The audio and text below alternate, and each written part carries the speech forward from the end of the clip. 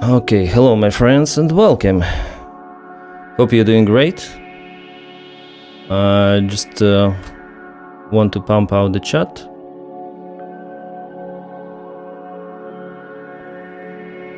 Some of the remaining preparations which should be done.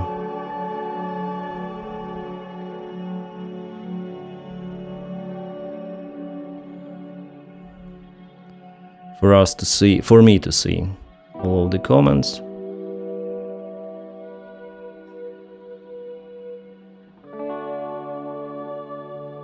Guys on Twitch as well, nice that you join me, my friends, and guys on YouTube, thank you so much. We are doing our streams once a week as usual, Sunday streams, at least like that. And thank you so much for participating, for joining. Thank you so much. I'm gonna turn off the music. Yep, the music is off. It was nice. The name of the song is, I don't know, something kilohertz. And let's start right away. I'm gonna go through your comments a little bit later. Just from the start, let's go through the situation update on the front lines and not only. So, yeah, probably gonna move myself to the upper corner here. That's the registered, those are registered marks of the Russian vehicles which they continue to lose on the way to Crimea and also in Donetsk Oblast. So this is the main road that goes from Rostov-on-Don, also it touches Taganrog. Those are two main Russian supply hubs. And the road continues to Mariupol, Melitopol, and south to Crimea. Here some direction has also been supplied through this road. Yeah, so Russia has accumulation of their reinforcements in Crimea, and there are basically two of the lines, yeah, which they might use to supply Crimea. I should remove starting soon. Thank you, Eric Gorder. Thank you for the channel support. Thank you so much. Thank you for super chat. Medic, keep up the good work, my friend. Yeah, thank you so much, Medic 1660. Thank you so much for super chat. Got to take out Crimea Bridge. I'm gonna tell about Crimea Bridge here, guys. So, as we know, there is a Kerch Bridge, right? Kerch Bridge itself. The road that I've told you, Rostov-on-Don, Taganrog, and Mariupol, which has now been cut.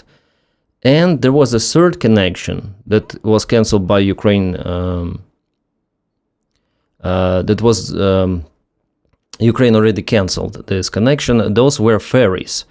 Ferries from Taman, Russian Rostov Oblast. That's Rostov Oblast, I think. Well, Kuban, anyways.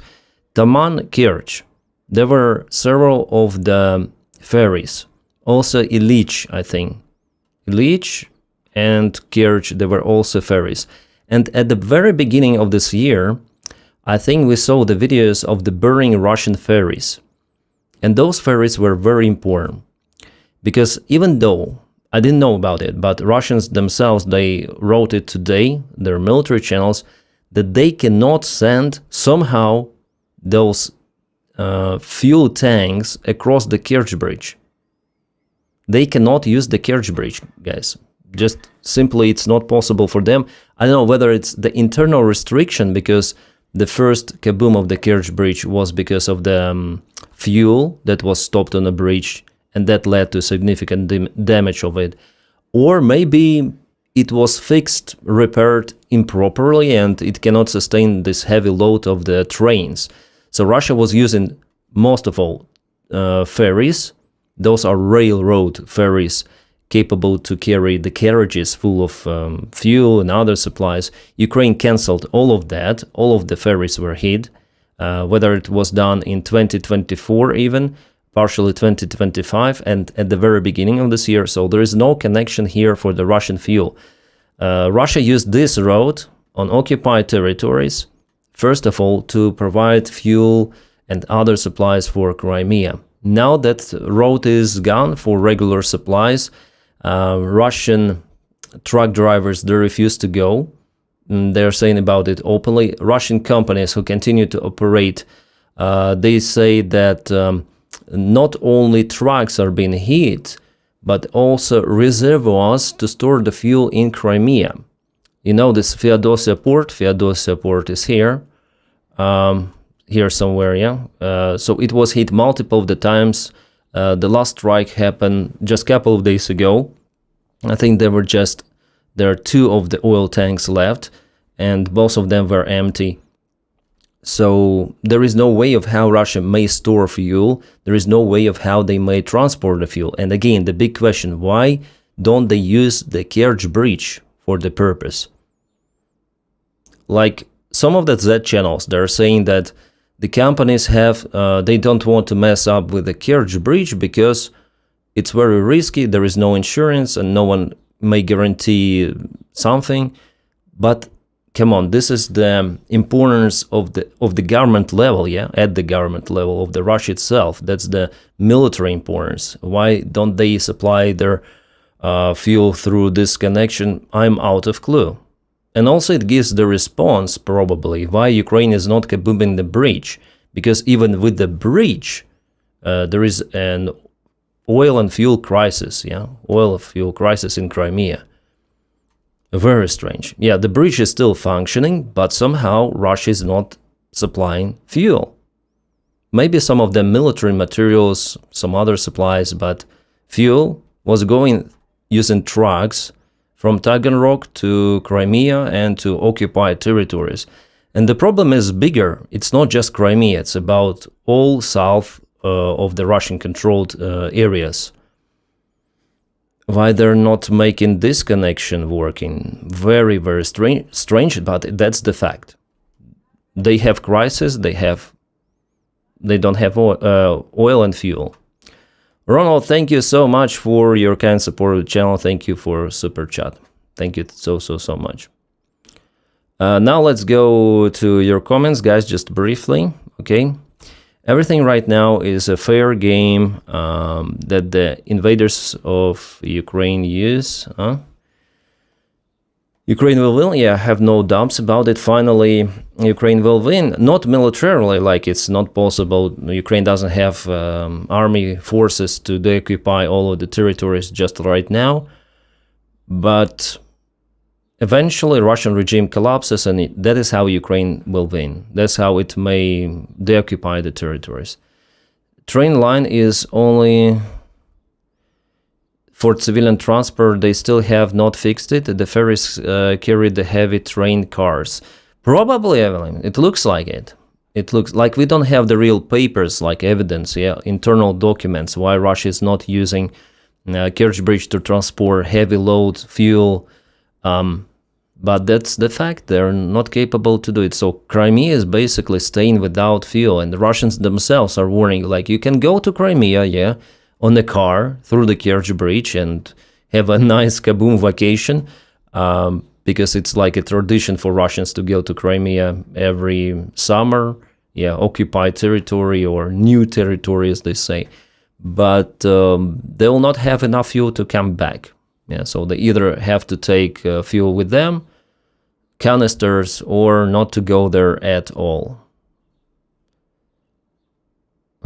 Can you jump into a pool full of raw eggs? Steph, I have never tried, so physically I think I can.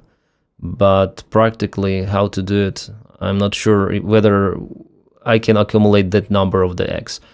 Have you heard my more news about the Gripen jets? No. Just this effort to supply Ukraine Charlie and Delta modifications of the jets, that's it.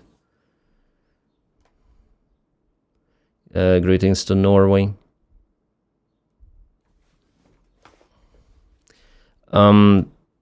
So, we have this map, we have this clarification of all of those targets for the recent few weeks. this is crazy. Clement Molin, I think he's a French OSINT. He provides this data. He is a very good analysis, and yeah, Ukraine hits not just trucks, but also gas stations, other like checkpoints, military cargo, not just oil. And it has never been like that. Well, those strikes, they started to happen massively, as I remember, since this year. Yeah, Ukraine opened this Pandora box. But in May, probably because of the better weather, Ukraine definitely increased the strikes gradually, and every few hours we have more videos coming from the place with Russian trucks being kaboomed. And today we're gonna go through those videos as well.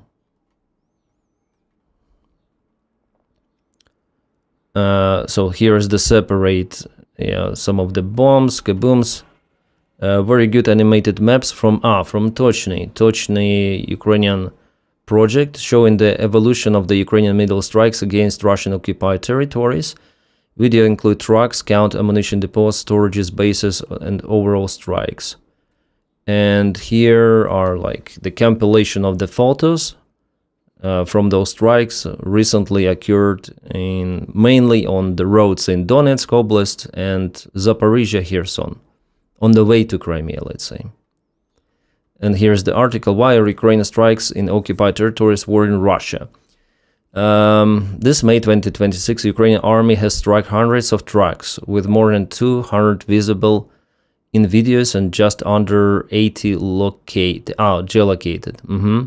I've gathered their screenshots from several videos, almost exclusively Ukrainian videos, since it's quite difficult to distinguish ground images published by Russians based on observations. I think their images don't represent all the strikes taking place. Yeah, of course. Not all of the strikes are being published, as the Ukrainians don't publish everything, yeah. Why is this important? Because these strikes have intensified in the last 2 weeks of May, since May 20. At least 120 trucks have been struck in confirmed strikes. So just imagine this number, May 20 and today is 31st, 120 trucks per 10 days or 11 days. Yeah, this is unimaginable number. And Russia, they refuse to go. Yeah, those companies who work with the Russian armed forces, because not all of the supplies are made by Russian military directly. And the Russian military cannot refuse. They receive order and they go, okay? But those companies who operate logistics, they refuse to go from now. And by the way, before there was the order not to operate civilian trucks, but I think that the order later on was ignored. Such a situation is absolutely untenable for Russians' military logistics, but also for civilian logistics, particularly in the south of occupied Ukraine. In Crimea, months of strikes have left weakened peninsula, lacking raiders, air defense, but also fuels. In parallel, the Ukrainians have struck all the ferries connecting the peninsula to Russia, while Rostov-Crimea road is practically under Ukrainian fire control. Only the Crimean bridge remains to allow secure resupply. It's quite surprising that it hasn't been struck yet, but we know that its defense is a Russian priority. Yes, but it's not used fully for supplies, this Kerch Crimean bridge. So you see, yeah, exactly what I told you. So no ferries, lack of the raiders in peninsula, the air defense that was hit for the last year, I think, especially last half a year. This winter, Ukraine was nailing down book after book, S-300 after 300, Tor air defense, and so on. So Ukraine really worked well in Crimea, and now drones may operate there. Yeah, so we have super chat. Diamanko, do we know what is Ukraine using for the middle range strike? Starlink or maybe another transmission? That's the secret for now. I may tell you that a mix. Starlink is also used, but also Hornet drones. They're equipped with special systems, and I cannot tell that for now in my videos. But yeah, thank you for support. The strikes are also affecting other routes, notably in Donbass, and are increasingly impacting the front, which could run short of food, munitions, and reinforcements by the end of the summer if the strikes continue or even intensify at this rate. I think they will intensify. Judging on the scale, especially for the last 10 days, they gradually intensified. No Russian strike campaign of the same level is taking place in parallel at this distance from the front on Ukrainian logistics. It couldn't strike at a minimum 15-20 kilometers of the front. So Ukraine has this advantage in technology. Ukraine has the access to this wider market, and we're gonna see with you today the CNN report. I know that many people don't like CNN. I don't like legacy media in general, but the report which they done really shows how Ukrainian army operates with the long-range strikes, with the middle-range strikes, how the system is being integrated. This is outstanding, guys, what is happening. The level of technological advancement of Ukrainian army, and even recently Pete Hegseth say that we have to learn from Ukrainians. We have to learn. So something really new, something really outstanding. Before, I think the White House administration was sure that Russia has the advantage in this war, but now they're not sure that much. Every day, and now even several times a day, multiple Ukrainian units publish videos of the results of their strikes, particularly on Russian logistics. These strikes represent a major shift in the course of the war in Ukraine's favor, on the same level as Russians earlier used FAB bombs, so aviation gliding bombs. They call those FABs. Sorry, I have neighbors screaming.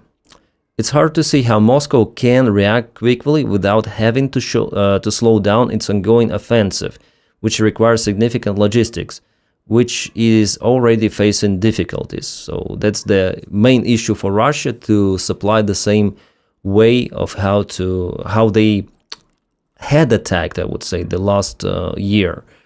They completely lost the pace. Thank you for membership gifts, Richard. Thank you so much. Runo Barros, thank you so much for your kind support. Denys, I lost my friend Bruna, samurai in Chasiv Yar in 2024. Although I'm still sad, I believe he fought and died believing of the righteousness of Ukrainian cause. The good Brazilians support you. Love Ukraine. Greetings to Brazil. By the way, interesting photo you have from the cockpit. And yeah, glory to Samurai. He is Bruna, who call sign Samurai, bravely fought for Ukraine. Sadly, yeah, Chasiv Yar is like the most hot direction is the area of Chasiv Yar right now in Konstantinivka.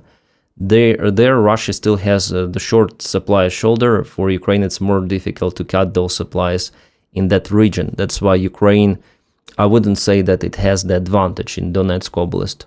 In Zaporizhia, in Kherson, in Dnipropetrovsk region, yes. In Donetsk region, it's early to say. Yeah, sorry, my condolences about the loss. Richard, thank you again for one more membership gift. Dogmaklai, hello Denys, Ukraine. How are the troops doing morale-wise? Things seems to be changing for better. I hope they can feel the support. Yeah, morale is, I would say it's lower than it was before in 2022, 2023. It's understandable because like there is the small boost of morale, yeah, but still Ukrainian warriors, Ukraine has problems, Ukrainian army. Problems similar to Russian ones. I mean, for the forces, the lack of infantry, and there is limited rotations. So yeah, they're exhausted, to be honest. Yeah, but Ukraine tries to replace this human factor in its army with the drones, ground drones, long-range drone strikes. That could be, I would say, just a partial compensation. But because Ukraine is in lack of the infantry forces, now Russia is, like recently, they're successful in Konstantinivka. And I'm gonna film video today, I hope, where I will tell about Konstantinivka and that Russian infiltration attacks, they're even partially successful. They're into the settlement. They're able to get to the houses, to the basements, and stay there for some time, accumulate forces, and go to the next house and the next one. So urban fights, they're more profitable for Russians now because it's very hard to aim them from the FPV drones and drone drops. So you have to have your own infantry forces for the actual fight.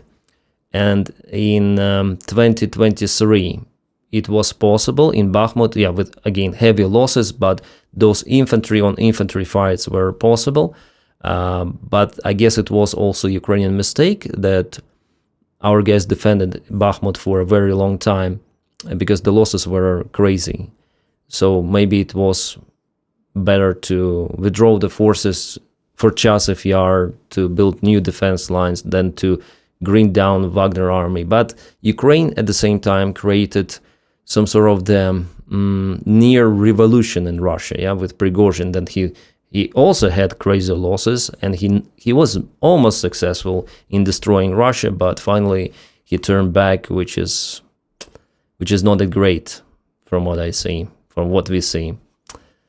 So now with drone army only, you cannot hold cities for long, and Pokrovsk shows that. Like, the defense of Pokrovsk was very robust, but since Russian infiltration attacks started to happen inside the city, in several months Russians occupied it, something like that. So Konstantinovka will be the same. Unfortunately, this year Russia will occupy Konstantinovka, like, there is no doubt about it. But morale-wise, now it's a little bit better than the previous year. Previous year, even I was a little bit depressed, disappointed, but now with the new technologies being introduced, I'm more positive, as well as many Ukrainians. The site's article is quite interesting for understanding the scale of the strike campaign. I will continue my mapping and daily monitoring situation in Ukraine. Thank you for following. Yes, it's a report from Klemin Molin. Also, that's the reason, guys, why I do have still X platform or Twitter, because I follow those guys like Clement Molin, also Michael73 analysis, and many others, and they provide us with very detailed information. Trusting Putin is a death sentence. Yevgeny Prigozhin was an idiot. I was surprised then he turned back. I was surprised that he turned back, and we have some of the interesting news coming. New military maps have published just right now. So what is this direction? Alexander. So this is Dnipropetrovsk region. I already see it. Zeleny High. 2027 Gripins in Ukraine, or NATO can deliver sooner. No, not sooner. They exist. Nice nickname. Thank you for the channel support.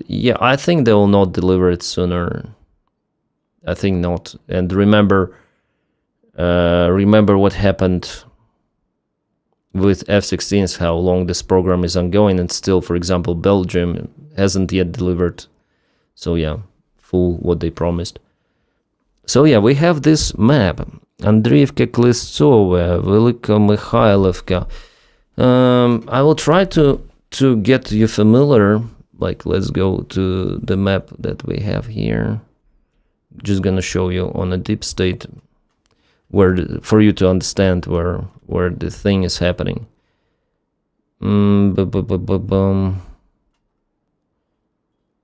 So it should be somewhere here, Zeleny High, here Ukraine. There was the counterattack, Tolstoy, Novohatske. Here deep state shows the movement of Ukrainian army. Voskresenka, that's the thing. So the same stuff we have on this map. Zeleny High.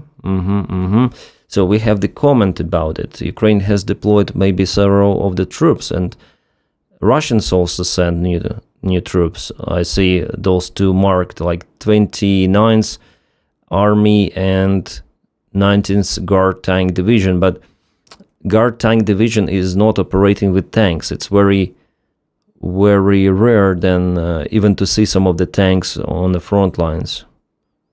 So I'll try to translate it. Just in a few weeks after the attack in late winter, Ukrainian forces again conducting local offensive actions in Dnipropetrovsk direction. Yeah, there was a Ukrainian counterattack. There was a counterattack during the winter time where Ukraine pushed Russians away from the main defense line near Pokrovsky. Pokrovsky, by the way, is here, on the left. Sorry for this text. From mid-May, the 79th, it's on the top there, the 79th Air Assault Brigade, and 80th and 90th 5th Air Assault Brigades. Those are probably one of the most capable forces, one of those fire brigades, began Operation in strict secrecy. So it was the secret attack operation. Russian channels had been spreading rumors about activity in the area since that time. On Friday, the Ukrainian side openly admitted the offensive actions, which are mainly carried out by units of the airborne assault forces, just as they were in February-March.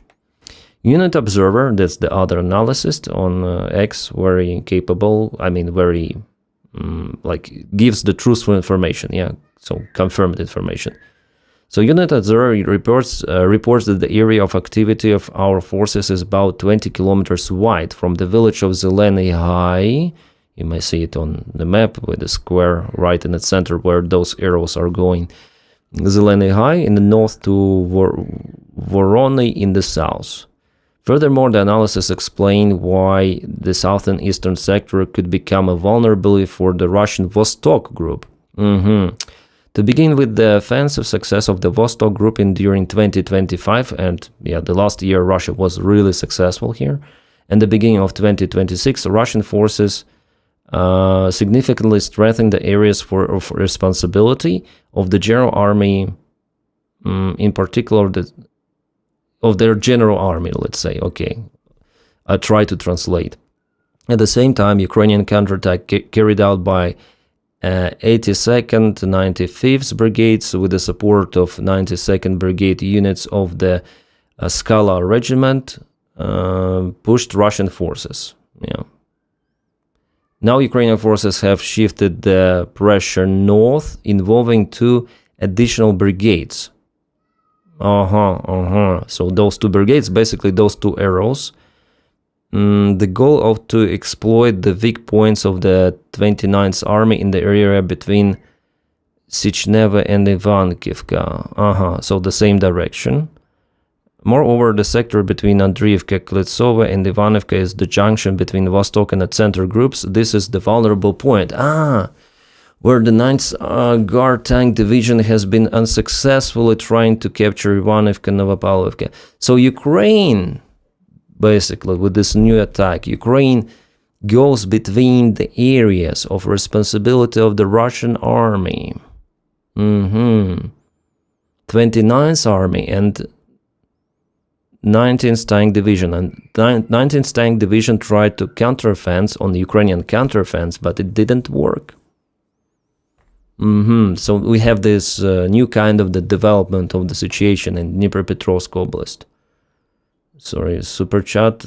Sorry, guys, priority for super chat, but I'm gonna read your comments just a little later. I try to give you the information, like what is happening. Denys, we can't say too much here. 30k hours, you know me. Discuss Russell. Thanks for support. Trust input. I read the comments from Twitch as well. For your info, Ukraine hit the underwater foundations with naval drone. That's why the bridge is not functioning for heavy load. There was, Christian, there was the strike, I think, the previous year, 2025. It was underwater Ukrainian drone. It hit probably the most robust part, where the arc goes to those the biggest column possible in those bridge. There was kaboom, but whether it led to the damage to some of the cracks, it's hard to tell. Also, one more thing about the Kerch Bridge, that it is built on the ground which is very soft. Do you hear the kids? So I have very noisy neighbors. Maybe I should close the window, but I'll suffocate because they are like very, very, very noisy.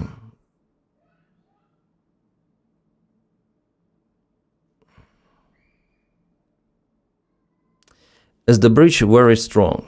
As the bridge is very strong. Yeah, the bridge is strong, Unity, but it was built on very soft ground. That's its vulnerability, the main vulnerability. The construction is very solid. Construction is very heavy, very robust, but it was built, yeah, built not okay. Okay, one more map. So Ukrainian Satke May ongoing operation, yeah, counterattack. And here, yeah. So basically the same direction. This is on the south. We have Zaporizhia region in Gulyai-Pole. Here, close to the north, Pokrovsk, that's Dnipropetrovsk Oblast. Ivanivka, also Dnipropetrovsk, where Ukraine tries to counterattack. So Ukrainian counterattack action 1 in February, March this year. Ukraine was successful here. Also, there was the attempt to advance to Gulyai-Pole. And now the new counterattack is happening in Ivanivka direction, where Ukraine already has some of the territorial gains. And yeah, basically Russia cannot concentrate their forces with enough quality and quantity because their supplies were cut. That's why Ukraine is successful in Dnipropetrovsk direction and Zaporizhia direction. But in Donetsk, still it's early to say. Should the Russian space program become a valid military target if ISI X-36 satellite is damaged or destroyed by Cosmos interceptors, which recently maneuvered into some orbital plane? The Crown Pleaser, thank you so much for the channel support. I guess so. And those risks were announced even before, even Biden's administration were considered as the main risk from the Russian space program, that they may shut down satellites. And they openly say it themselves, Russians, I mean, that they may hit satellites of allied countries. Thanks for support again. Booba Smith, hi. I'm watching too much Ukraine content. My friend stayed over last night, and this morning she asked me who is Mala Takmachka. Slava Ukraine. Viva Mala Takmachka. Yeah, Mala Takmachka. Oh, just Booba Smith, you recalled me. Let's make a little pause, because Frionis published his video. Frionis is a very nice guy. He's the Ukrainian animator. He publishes the video about the war. I'll try to Frionis. Am I subscribed for him? I guess so. Frionis with English subtitles. Yeah, just today he published, 5 hours ago, he published a new video with subtitles. Well, it definitely one of the best videos actually of his. It goes 3 minutes, but yeah, it's worth watching. It's also Mala Takmachka here.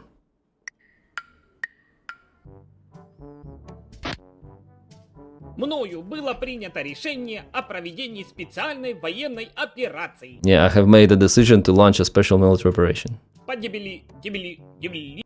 For the militarization. Кого я обманываю? По уничтожению Украины, в общем. So basically to destroy Ukraine. Владимир Владимирович, так этих хохлов. Давно Yes, show those hochos who is the boss here. показать им, кто здесь главный. 2-3 дня, и Киев падет. Yeah, you read it, yeah?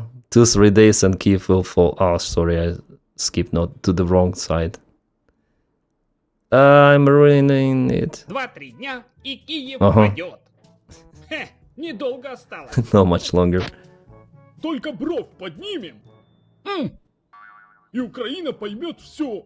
Возьмем Киев. Мы, конечно же, могли захватить Киев. Но это не было нашей задачей. Вот.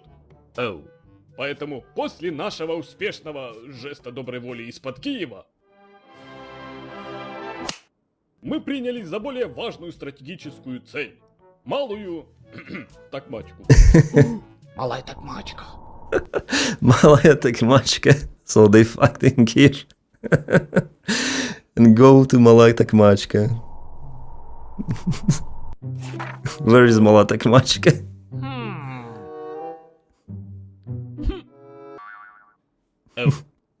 Мы ежедневно уничтожаем десятки самолетов, сотни We every day destroy dozens of fighter jets, hundreds of tanks, танков, несколько several Зеленских и Zelenskys. тысячи натовских солдат. Еще чуток потерпеть, и победа за нами. Украина – обычная марионетка, и Россия – героическая. Yeah, Ukraine is just a puppet, and Russia is heroically fighting all of those West and United States completely alone. И полностью в одиночку воюет против всего Запада и США. У, пиндосы проклятые! Filthy Americans.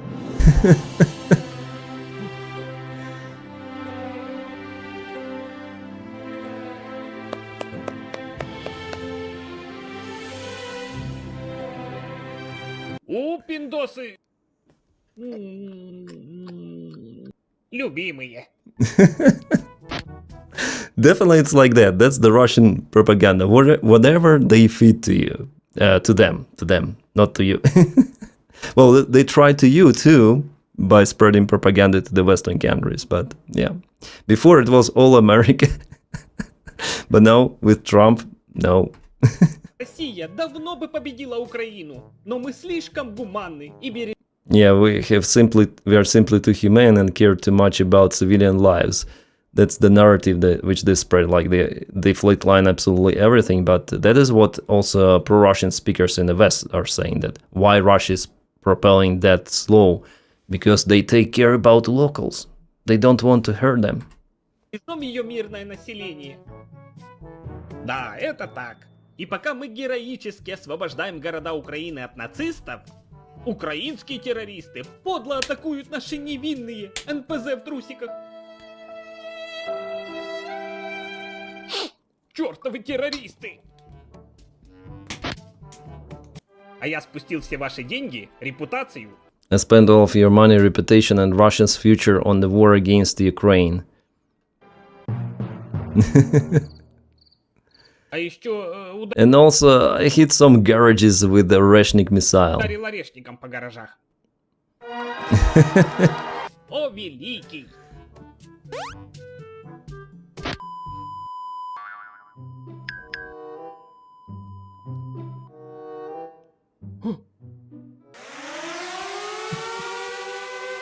А нас-то за что?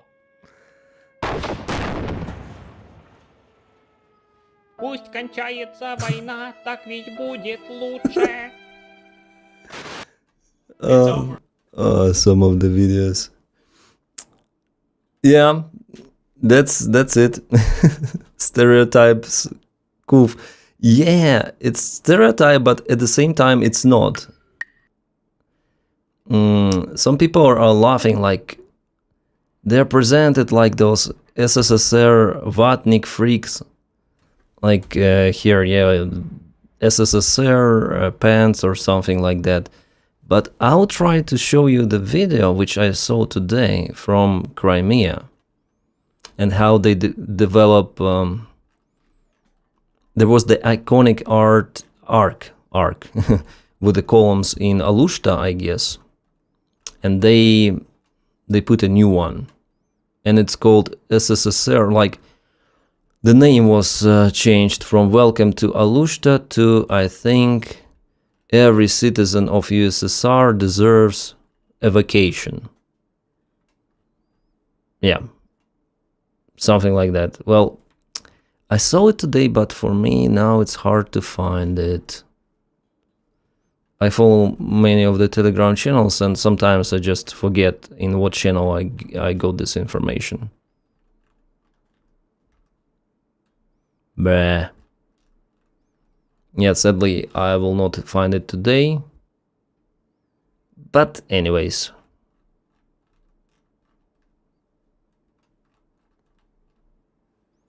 Yeah, we have, like, I think there was a super chat, one more. Hello from Sweden. What is Gripen going to make different in Ukraine? Tobias, greetings to Sweden. Thank you for so much for your kind support. Well, Gripen is not really game changer of the war, but it might eliminate the threat of the Russian aviation gliding bombs almost completely. The thing is not with Gripen itself. Yeah, they are good fighter jets. They're reliable. They don't need lots of the maintenance action, unlike F-16 or other jets which Ukrainian army has.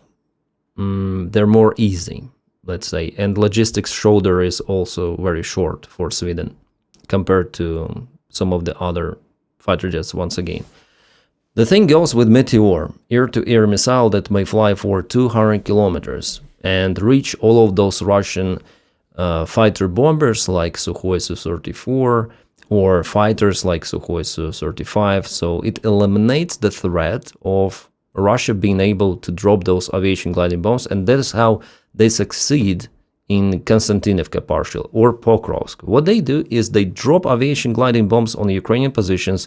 So even if Ukraine had the infantry forces, the infantry would have been gone, with those aviation gliding bomb strikes. So Russia tries to avoid urban fights, direct urban fights, destroying houses, basements, all of the dugouts. And that's how Ukraine is forced to leave positions in Pokrovsk, Konstantinivka, and other settlements. So to eliminate that threat for Ukrainian army, Ukraine needs those tools like Meteor missiles. The thing that Gripen, Charlie, and Delta modification, it doesn't have long-range radar compared to Russian fighter jets like Su-35, Su-34. They have advanced radars. But Gripens may work in cooperation with Saab A340 aircraft. But I don't remember the name of the model, but they are also like flying radars, surveillance airplanes, and also radars. And their range is very huge, like 400 kilometers as far as I remember. And they might transmit, so they might spot the targets, transmit the information to Gripens, and Gripens may launch meteors which will be guided by those sub-airplanes. So that's the collaboration. So Sweden alone with those two airplanes, airplane types, and Meteor air-to-air missile may flatline this threat, eliminate it almost completely for Ukraine. There was this strategy or idea for Ukraine to get rid of this Russian aviation bomb threat even before, but it failed. I would say not completely, because still Ukraine caused so many losses for the Russian aviation. What Ukraine did, they deployed Patriot systems closer to the front lines, sometimes even 50 kilometers away from the front lines. It was really risky, and it happened in 2024. And I remember that there was the months, I think March or April, then Russia was losing so many aircraft, lots of the Sukhoi Su-34. I was reporting and putting those on the thumbnails, -3 airplanes, -2 airplanes, -1 at least per day. And there was the week then Russia lost, I think, 20 of the aircraft because Ukraine destroyed them with Patriot systems. But later on, Russia used Iskander missiles and their surveillance drones. So they found out the location of Ukrainian Patriot, and they launched Iskander, and I think they destroyed 2 or 3 launchers. And after that, immediately, Ukraine decided not to do it because it's too risky. But they shut down so many aircraft. But now, first of all, Ukraine is the lack of the missiles for Patriots. And second factor is the huge risk. So thank you for support. Discuss Russell, thank you. Also greetings to UK. Dennis, we have Russian friend. My friend on the ISS said to me, a beautiful blue planet, why can't we live in peace? Ask Putin. I don't know. Discuss Russell. Ukraine hasn't started this war, and that's the question of the universe. Maybe it's our nature that we cannot live in peace. As you see, it's not just about Russia. Some other stupid people are starting wars, and there are lots of the dictators at first in the world. They want to expand their something, yeah. And not dictators as well. Like Denys started his war with Iran. That's the question about that war. Yeah, Khamenei regime is terrible, but the way how he does this war is also terrible. So, thank you for support, Russell. I wonder, could meteors be launched from the ground or bigger drones? No, it's air-to-air missile, but I think it could be modified to be launched from the ground. So, yeah.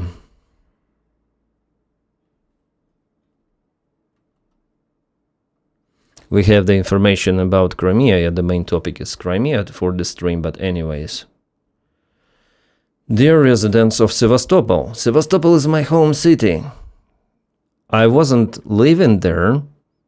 I just was born there and have there some of the relatives.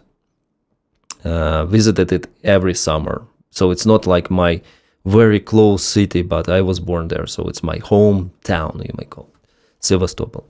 Dear residents of Sevastopol, information of the fuel supply situation in Sevastopol. Fuel sales began at TES gas station at 7 a.m. today. With a few hours, the entire allotted amount of the day was used up.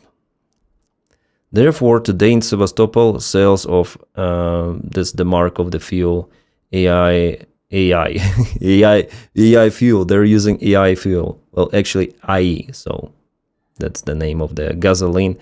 Will be on coupon only. This is a temporary measure necessary to replenish fuel supplies at the gas stations. You can check the availability of the other brands and the real-time fuel sales on Atan gas station website and phone link. So they don't have really the fuel in Crimea, and it happened rapidly. It's not for the first time happening, but it happens. With the Ukrainian long-range strikes, Russia itself has the issues. 10% of the diesel refinery capabilities dropped this month alone, minus 10%. That's crazy.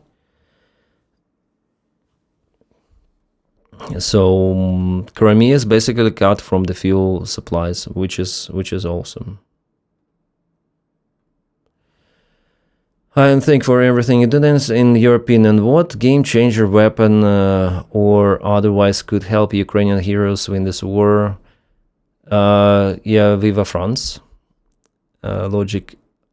It's the combination. It should be the combination. You see that the drones matter, yeah? But Ukraine is capable to produce the drones on its own with some of the export components, again, and own production. So, yeah. Just more resources. And what Ukraine is in lack of is the air defense nowadays. So to keep production secured from the ballistic missiles, from hypersonic missiles, Ukraine needs PAC-3 Patriot missiles to intercept Russian Kinzhal, Oreshnik. Oreshnik doesn't really matter. Oreshnik is impossible to intercept, and at the same time it is not that capable missile. So thank you for support. I hope I answered the question. So it's the combination of the factors, right? Jebek, thanks for your awesome job. This from Bordeaux. Oh, Bordeaux, nice place.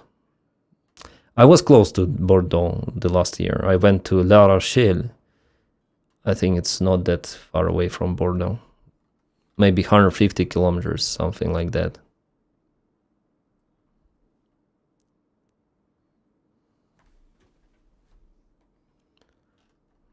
By the way, France is celebrating, right? PSG yesterday? Like, how France may celebrate?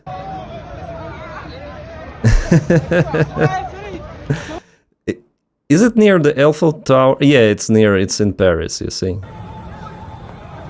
Oh, some action is happening. PSG, for the second day consecutive or what? Police firing tear gas at the Eiffel Tower after a human tempest during the passenger victory parade. This celebration in 2026, total chaos. Yeah, it's the usual thing in France, I think.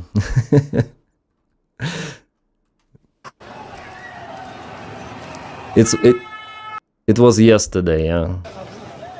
They burned some of, come on, bicycles.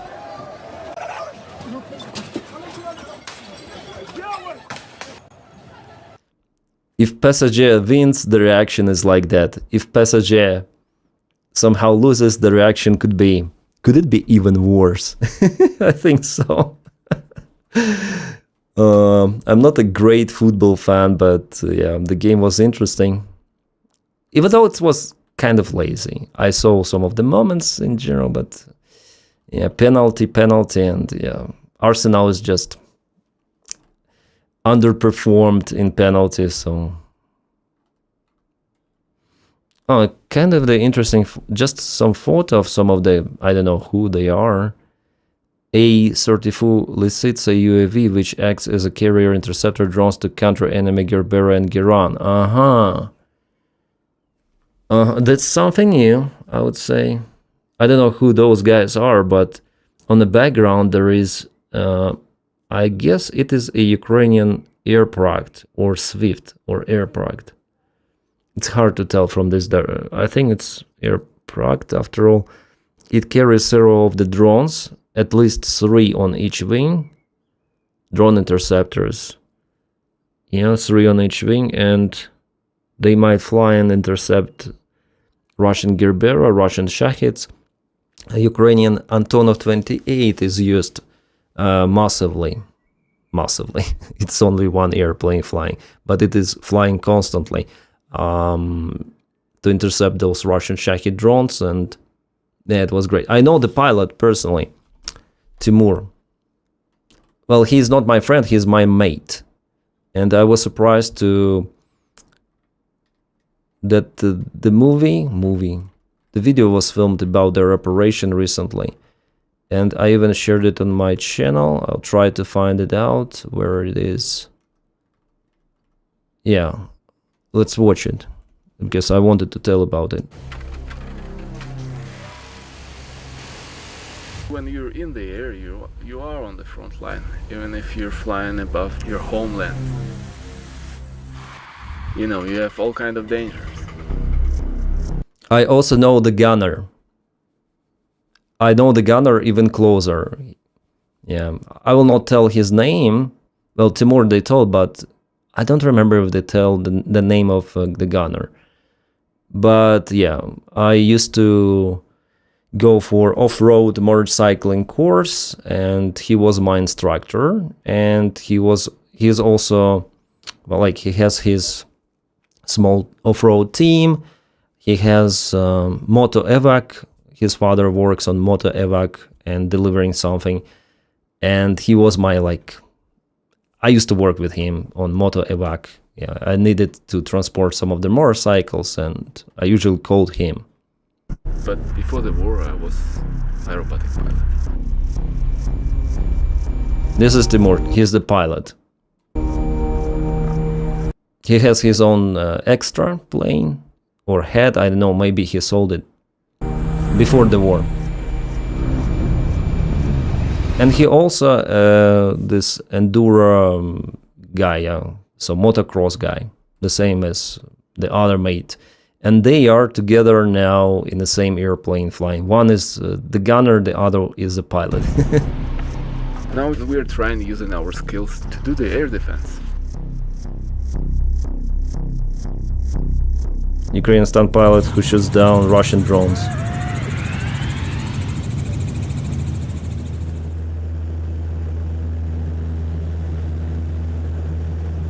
Undisclosed location. This plane was used for skydiving purposes before the war. Yeah, I used to fly Antonov 28, not this particular one.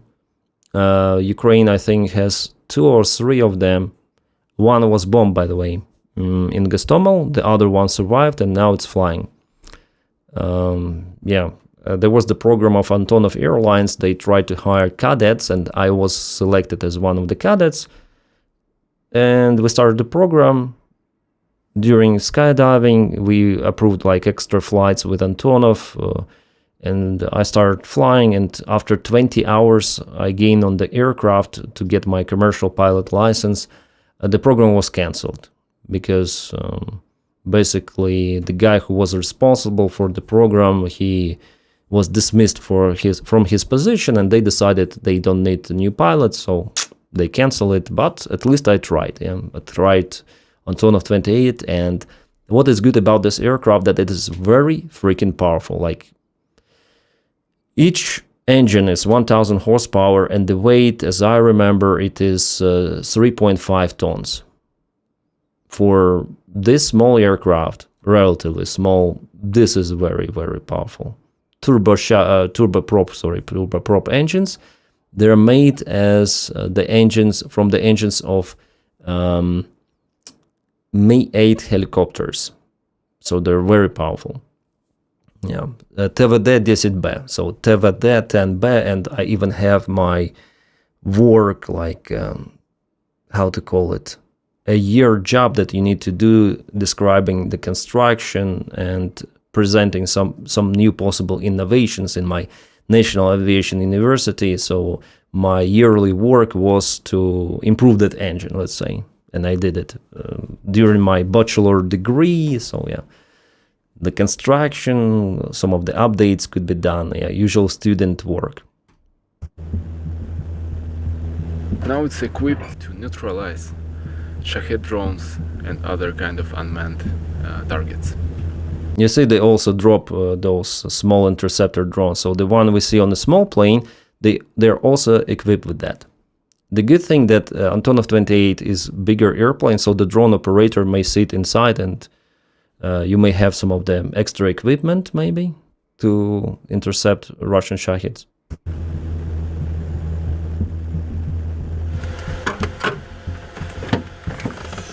Drones were invented to film things or to deliver things to remote places. But then, as any other aviation dream, it was cursed, and now they're hitting civilian buildings, power plants. When Iran is taking these to weapon sales, they're usually white.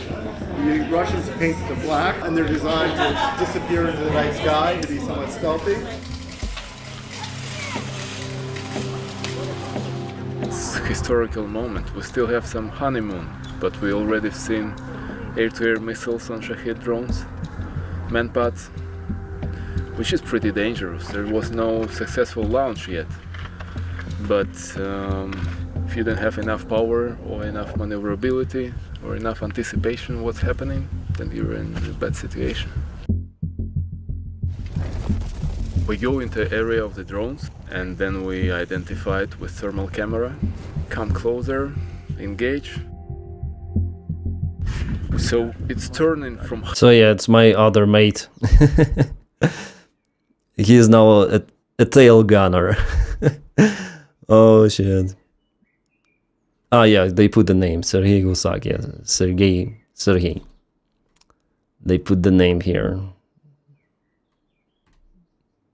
I need to call him. It's been a while. So dogfighting with drones. But this analog World War II kind of way. Yeah.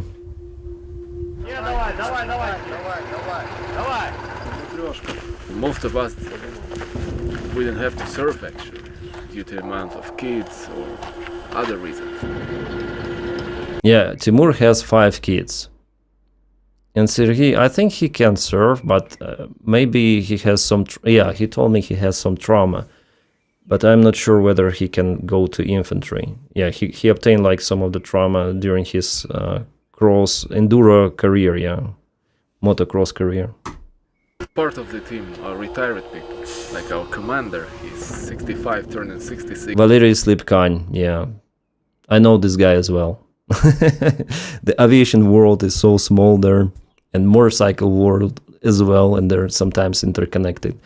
Valery Slipkань, even my wife used to fly with him. Yeah, my wife was, she was a glider pilot, and one day she decided to go for commercial aviation, and Valery Slipkань was her instructor.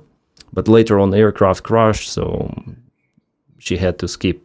And after it, our daughter was born, and yeah, she skipped her commercial career because of that mainly. Now, but it's our will to be useful in this war. Yeah, so 3 at least per wing. Interesting.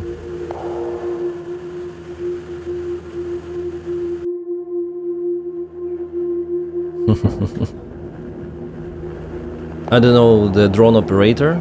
There's so much happening during the night in the air. Or he is operating gimbal operator. There's some experimental things like drone interceptors, there's air defense. A lot of participants. Yeah, it's also very, very risky for them to operate because there could be some of the like friendly fire, yeah? Friendly fire, because of the friendly fire, especially at the beginning of the war, many of the aircraft were lost for Ukraine.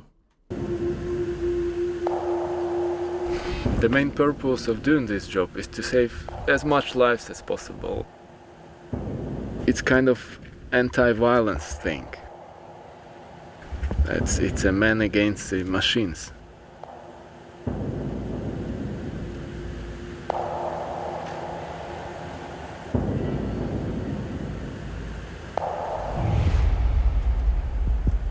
It's interesting that I saw that they operate with, so this is the system, parachute system they have, just in case. So they're wearing, I wonder if the pilots are wearing parachutes.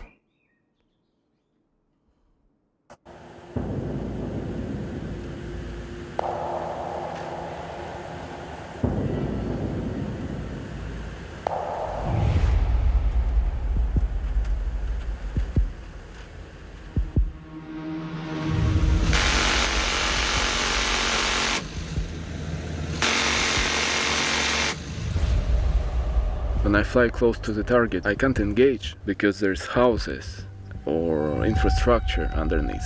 So we keep flying, keeping it in the searchlight, in the spotlight. And we're not even because it's like 200 kilos target and we're 6 tons. And it's Black Shahid in the Black Night. But from aerobatics I brought formation flying. You have to be professional, you have to be confident.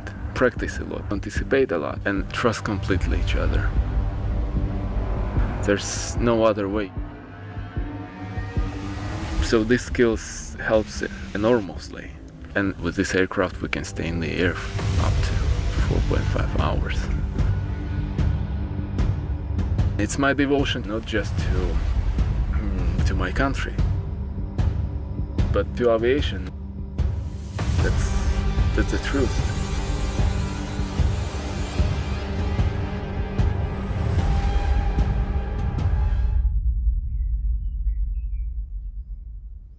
Yeah. Motorcycle life after the flights.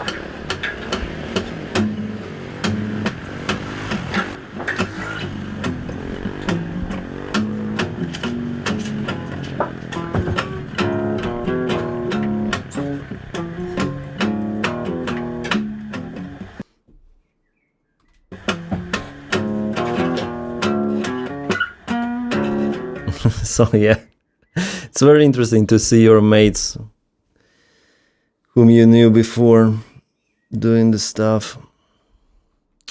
Okay, I'm gonna go to super chat because I think I missed it. Oakford reads, thank you, welcome to membership. Dameo Croci, send Ferrari loose towards the right. They will be scared. Oh, the worst Ferrari possible. Yeah, thank you for support. Squellness, when do you think the war will end in Ukraine? No one knows. Even Putin was asked recently, he doesn't know. He doesn't know. So yeah, I also don't know.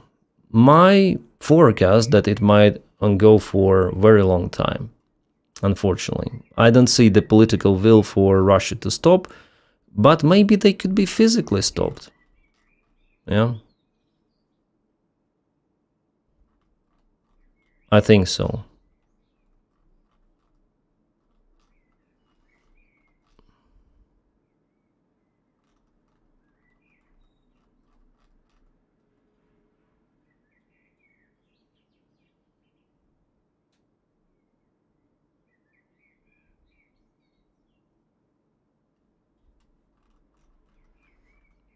Okay, here we have a Russian map. The situation is basically the same or similar, but Russians managed to expand the gray zone into Konstantinovka already. Yeah, so they are operating in Konstantinovka. Ukrainian sources also confirm that. So it's even though it's the Russian map, but yeah, it's more or less legit. Ukraine before tried to go to Ivanopolia with a counterattack from Konstantinovka. Ivanopolia is there in the southern direction, southeast. But yeah, so far Russia has more supplies and they send all of the forces, like the most of the forces, not all of the forces, but the most of the forces are operating in Konstantinovka. So even though they lose the ground in Zaporizhia, in Dnipropetrovsk, here they could be actually successful. Well, according to Russian maps, they already captured Konstantinovka. Yeah, but there is one more direction where Russia may face some very difficult situation, and Russian military bloggers already started to tell about it. Yeah, by the way, here Ukrainian counterattack goes to Nikolaevka, which is very close to Chasiv Yar, and Ukraine still keeps Chasiv Yar settlement, some streets in a gray zone. So the idea for Russia was to advance from Chasiv Yar, but there Ukraine goes, probably making Russia to send, deflecting attention, causing Russia to send the forces closer to Chasiv Yar rather than to send to Konstantinovka. That's like one of the variants. I'm gonna show you the place where there could be issue for Russian army, problem for Russians.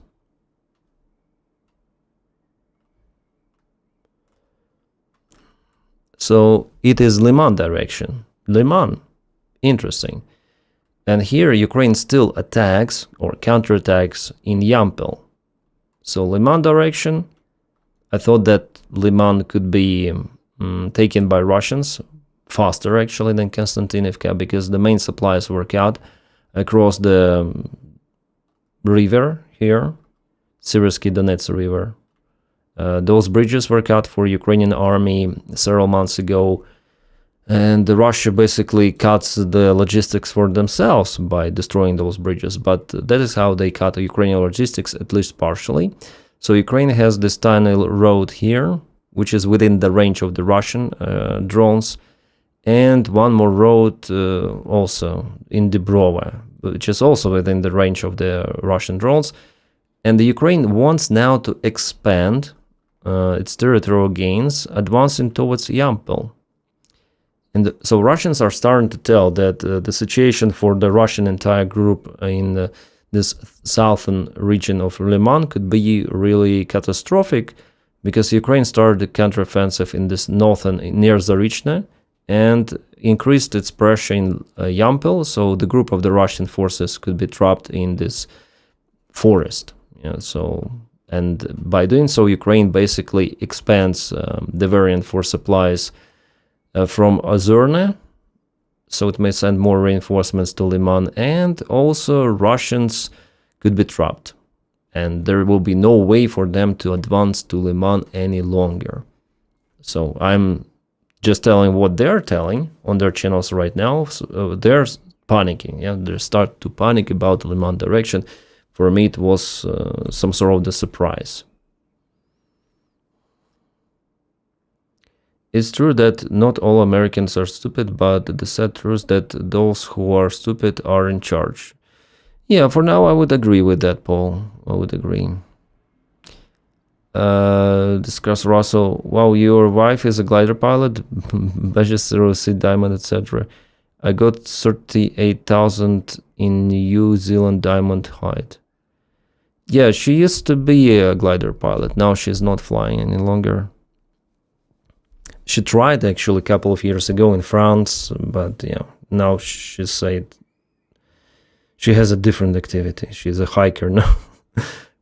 She was flying gliders for more than 10 years. Yeah, Yantar, a Polish-made glider, and yeah, different others. That is where we met at the air club. Yeah, in aviation. Because of aviation we met, yeah. I went for practice to the local air club and there I met my wife. We know each other since what? Since 2008. Already a very long time.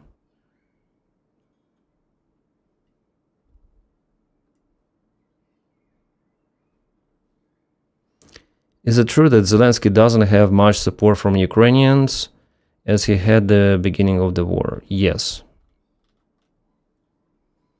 At the beginning of the war, his support was roughly 94%. Now it's 63%. And you know about support of Donald Trump? He has the lowest support from all of the American presidents since entire American history of American presidents, of statistics, yeah, let's say of statistics.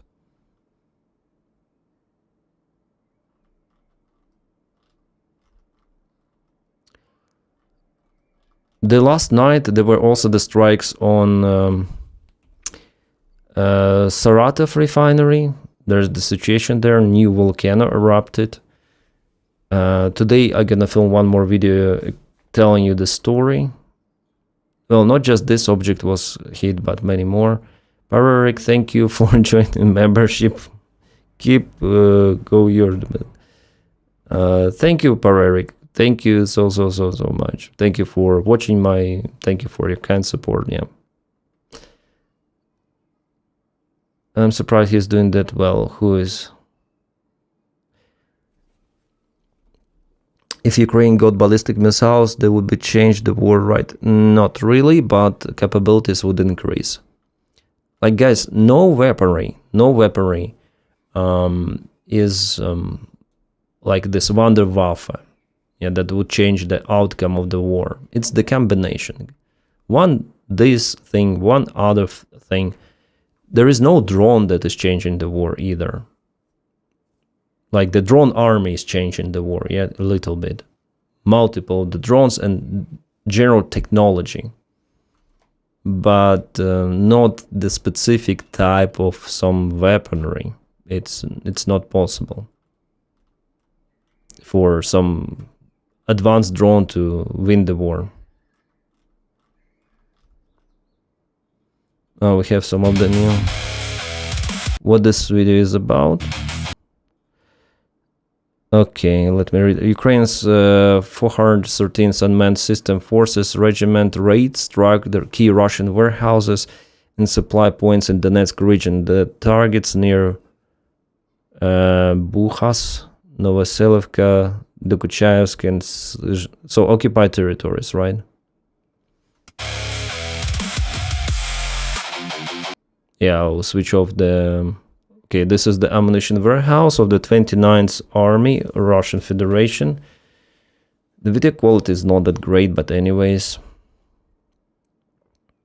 One more warehouse of the 51st Army. Yeah, somehow those kind of the drone cameras are strange. 413th Regiment raid of Ukrainian unmanned forces. And Magyar, he is the commander of those unmanned forces. There is Magyar Birds, Raid, Phoenix, Nemesis, someone else. Like there are lots and lots of the forces there. Not just Magyar Birds. Before Magyar Birds were there, yeah. But now not only Magyar Birds, and this is fantastic. I'm looking for Yeah, this is Nemesis. They published this video today. So yeah, all of those like Flying Skulls, K2, they're in unmanned forces, yeah. Published this video. Oh yeah, so this one I didn't see. Maybe just a compilation, yeah, of several of the videos. Several of the videos which were shown before, and yeah, Russia definitely was hurt. Some of the trucks, air defense. Oh, this is book. And this is, I think it was Iskander. Oh, this is Illusion 76. I haven't seen this one. What's about Illusion 7? Oh, this is the radar for... Oh, this is also radar for... Oh, this is the launcher. Russians are running away. Assault system, short range. Truck. I haven't seen Illusion 76. Like some of those systems I've seen before being hit, but not the Illusion 76, like this one, yeah. And this is some sort of the airport. One airplane just below, other one and the other one. I think that one is already damaged. The other wing is lying down. I think it was hit before. Yeah, something's wrong with this plane. Yeah, it's damaged. It's destroyed. And is this one more plane here? This is clearly Illusion 76. And there is even someone in the door. Some people. Huh. This is something new. I haven't seen, I haven't got any reports about the Ukrainian strike on the Illusion 76.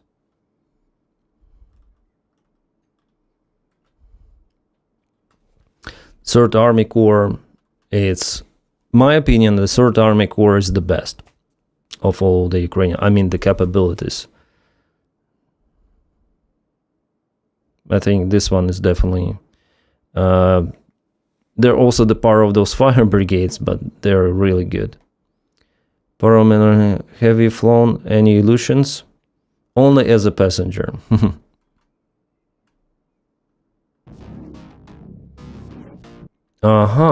They hit a very border with Ukraine and Russia. So those are occupied territories, 206 kilometers away from Borova. They launched the drones and hit the Russian territory. So actually they may apply their fire control over all of the Luhansk Oblast. Thanks for following, Senalaya. Hey guys, by the way, I have Twitch channel, it's called Cap Denny, you may follow me here as well.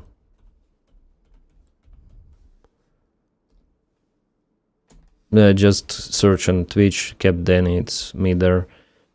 So Twitch has a lower latency than YouTube, and I stream simultaneously. You may see the comments both coming from Twitch and from YouTube. So YouTube has some of the delay, Twitch doesn't have the delay. Луганськ, столиця нинішньої самопроголошеної Luhansk, the capital of the self-proclaimed republic. республіки. Що коїться в самому Луганську? Okay, some news from... This is Luhansk itself, Luhansk city. Oh, it shows like manual. So from the videos we see, definitely those drones are already self-controlled. You can go with manual and it defines the target as civilian or unidentified target, let's say. Yeah, so machine vision sees the target and defines whether it's a civilian one. If the civilian, it colors green. If military, it will color red. For now, if it is like grayish blue, it doesn't know. Not yet identified. And then you get closer, it may change the opinion. So, and it shows you how to operate, how you operate, how you fly there. You have manual mode, so you fly manually. And here is top to N and there's the blur. I think tap to navigate, and then you tap to navigate, it will go and it may capture the target, yeah, and follow the target and hit it. But I think still the drone operator decides, yeah, whether tap to navigate to the target or fly directly to the target and what target to choose. Still, AI doesn't have this red button to kill the vehicle or not to kill the vehicle or any other target. And I saw multiple of the times that the system still is not 100% correct in some of the identifications. Thanks for following the good down. So this is Luhansk. There are multiple of the machines. Again, manual. Oh, some of the terrain was there. Thanks for following. Take care back. Oh, this is military, you see? Also manual, but machine was capable to identify it as the MRAP. So AI, I think this, not Antrophic, but Palantir. Yeah, Palantir. Ukraine works with Palantir. It is capable. But tap to neutralize. Yeah, maybe tap to neutralize. So yeah, tap to neutralize could be. And drone flies it there on its own. And Ukraine introduced this technology. Russia doesn't have it. Boom. But it shows manual. Yeah, you see manual. And like here, yeah, this truck, even though we see that it has the marking here behind the comments, you will not see it, but it is a Russian freaking military KAMAZ, and still the target is in blue. So AI doesn't know what is that, whether it's a civilian one or not. And then you go closer, still like it thinks it's civilian, yeah. So still it needs to learn. So there's the address of our guys. Yeah, this truck was not identified as military, but sometimes military. Like you see, this one is green, so this is civilian vehicle. This one is green, and that's the checkpoint, 206 kilometers away from the place where they send. Geeky Pirate Rob, thanks for following. And then is excited about grippings coming to Ukraine. Yeah, but they are coming maybe next year. Russians have no idea that once their army is wiped out in Ukraine, the insurgency in Russia will begin, so the half century longer. Maybe. Drone smells explosives. Yeah, maybe. Tap to manual. So, it's interesting. As the same guys are following, we have more. I'm watching on Twitch and YouTube. Oh, thank you, Swingery. You're watching Twitch and YouTube. Ukrainian Main System forces confirmed they hit the Saratov oil refinery overnight on May 30th, working with SSO, GUR, and other defense forces. The Rosneft facility is an important producer of Russia's domestic market and makes more than 20 petroleum products, including fuel used to supply Russian troops. Yeah. It happened in Saratov. By the way, it's also the base for the Russian strategic aviation. Saratovsky MPZ is one of the biggest ones in Russia. It was hit even before. And this is the picture filmed this morning. So not a single drone strike, but multiple of those. Sinala, thank you for subscribing with Prime on Twitch. Jeez. Yep, it's damaged. Damages are really huge. I think it has never been hit like that severely. Saratov refinery. Also, Magyar not Magyar birds, but Ukrainian unmanned systems, and the commander of those of Ukrainian drone army is Magyar himself.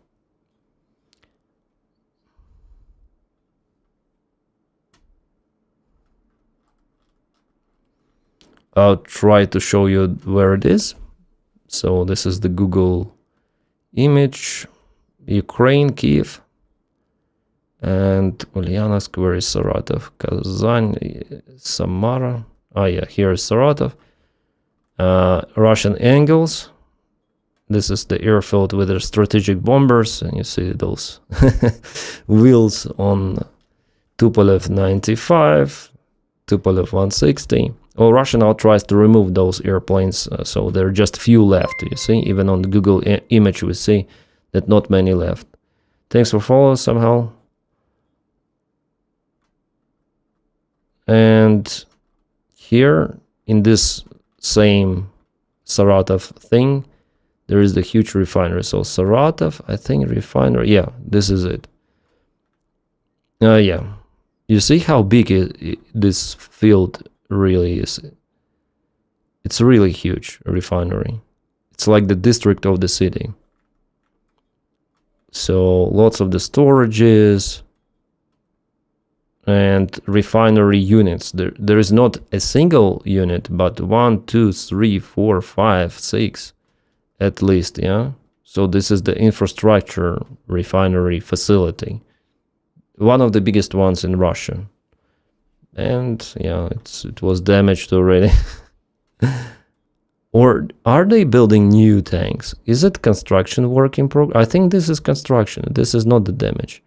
But for sure, the refineries were damaged, not the tanks. The refinery is the main target, yeah. Sometimes tanks, yeah, they're building it. Is it a protection?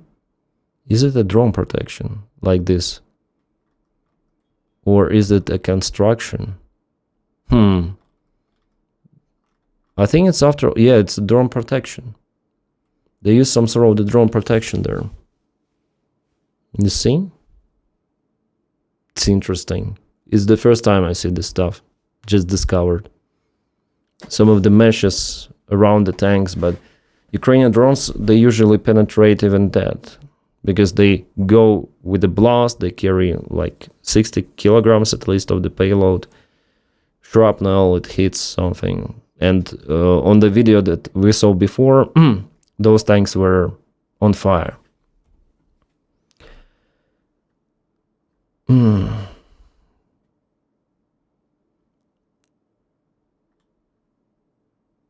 I wonder if the Russian Federation will collapse after this. Eventually, the Russian Federation will collapse. It's the destiny of the Russian Federation. But the only question when, when it will collapse. Thanks for following, Rough Person TV. Okay, so this is the element of the drone that hit Romania 3 days ago. The engine, and it was identified as the Russian drone, Russian Shahed. Several times, president of Romania changed his story. At first, he said that we followed the drone with our air force, with our fighter jets. They got the order to shut it down, but there was no opportunity to shut it down. And then he started to tell that Ukraine shut down the drone over Reni and it went to Romanian territory. But that story contradicts the initial story. Like, what the hell? Like, it's very convenient, yeah, to blame Ukraine for something. It really follows this do not escalate policy. Will you continue this channel? Then the war is over. Of course. I'm gonna film something. I have another channel. It's Captain Denys. The name is Captain Denys. And I already filmed something different. For now, I cannot film something here, but the trash content, I call it like that, you might find on Captain Denys. So you might just check it out. In YouTube search or somewhere like there, just Google and you'll find it. Okay, CNN report. At their base, one screen is a glimpse of a world order turned on its head. Dozens of Ukrainian drones roaming inside Russia. Code, coordinates, targets, AI-powered, pulsing on the screen faster than your eyes can read. Russia, often seen as the third largest military power, preyed upon by a series of laptops. It's our biggest advantage and why it's so hard for Russia to destroy this program, because we split up. We don't have any command centers and we use dozens of places. Also, this software gives us a chance to work with thousands of UAVs. So this is the analog of American, how to call it? Well, Ukraine uses Delta system, but this is something different. This is called Prisma, and it's developed with in cooperation with Palantir. Yeah, so Palantir helps Ukraine introducing like AI technologies, introducing software technologies. So at least some of the plus from that company, and Ukraine, like overall, what is happening with AI introduction in military, from the humane perspective, it is bad. But Ukraine doesn't have the other choice. Ukraine is not having enough standard weapons, conventional weapons, conventional air defense. So Ukraine develops alternative variants, yeah, with partners as well. And those are garage-made drones, let's call them. In a way, it also, in general, for humanity, it's bad. Just imagine drones flying and defying the target, which could be hit, which could not be hit. We are very close to the Skynet in this case. Like drones, robots, ground boats, who would decide what to do on their own.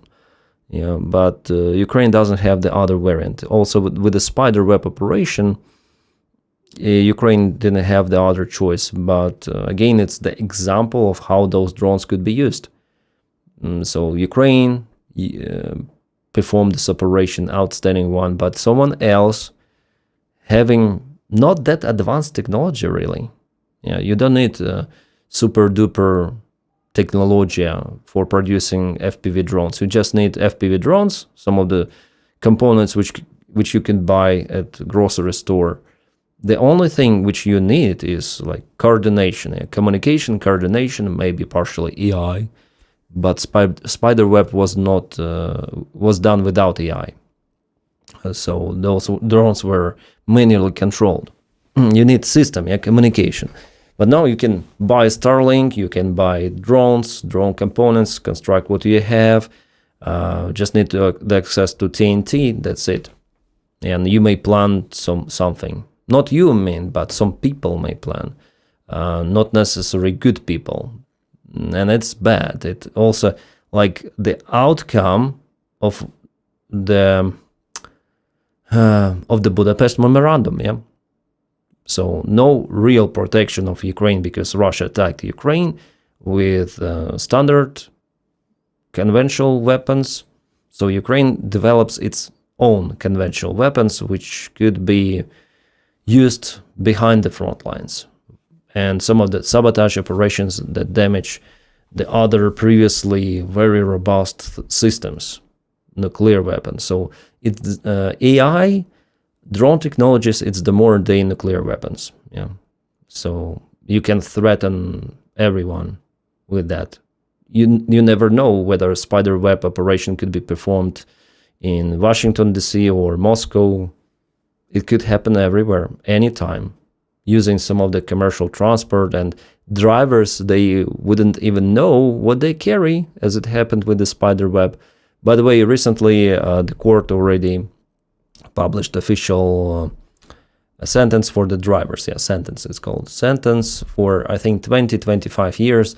And drivers themselves, they're saying, we didn't know what we were carrying.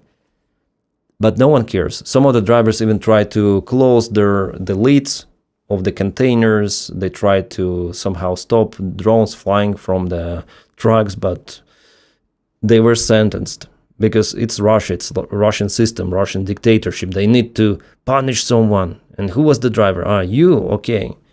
25 years in prison. You wanted to help to shut down the drones? No, we don't care. So that's the system of Russia. So with Palantir, yeah, and this previous, I would say, I recently read the article, I think it's from Economist. Yeah, so the story with more wars that were started by those superpowers like United States, Soviet Union, Russia. Yeah, I think, yeah, that's the Economist, that's the article. The new shape of war. And they put this AI-generated image created on their front page. So the new shape of war is the using of the drone technology. So now Russian war against Ukraine, American war against Iran shows that there is no advantage. Even though you might spend like billions and hundreds of billions of dollars to your military budget, the country with way less efforts, but with the drone technology, with communication centers still available, it might harm you back. And that harm could be unsustainable, especially it applies for Russia. Yeah? So the mighty country, second army in the world with nuclear weapons, was stopped by basically drone army. Without the drones, the front line could be maybe in Zaporizhia, Dnipropetrovsk, Kharkiv. Ukraine could have lost even those cities. Drones really saved Ukraine. Yeah, so before those mighty powers, they thought, okay, we have this advantage in power. Our military is so like the best military in the world, as Denys says. But no, it could be conquered, and we saw multiple of the images of the American bases in the Middle East, and tons and tons of the buildings were hit, aircraft were hit, air tankers, even AWACS airplanes lost, and several of the airplanes were shut down over Iran. So no, it's not going according to plan, absolutely. Well, in Iran, it's a different aspect a little bit, but the drones also matter, yeah? In Iran, it's Hormuz Strait, pressure economically, but also military power is still with Iran. By the way, Donald Trump gave the interview. I haven't seen that one yet, but I want to watch it. To the Fox News, I think. Yeah, Donny is really unhinged recently. Oh, he tweets about the drone port, by the way. What he says, even American president is taking drones seriously now, you see. Everyone is speaking about the drones, so he also tells. The drone port at the White House ballroom, will be perhaps the most sophisticated anywhere in the world. Well, it could be an only drone port in the world because there is no drone port. Donny, there is no drone port. Especially, there is no drone port on the ballroom. Drones are being deployed. I will try to search for this image. I'm just gonna tell you, I think I showed it already in one of my recent videos of how Ukraine is using FP2 drones, how it deploys those from the trucks. So there is no like the common drone port or something. Ukraine uses trucks, even commercial trucks. They go and they fly. There is no a single port for Ukrainian drone operation.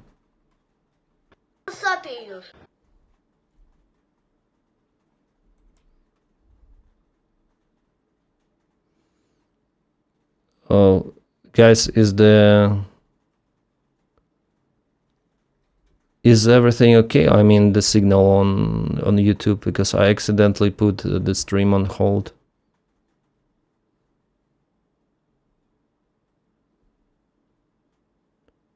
Is YouTube okay?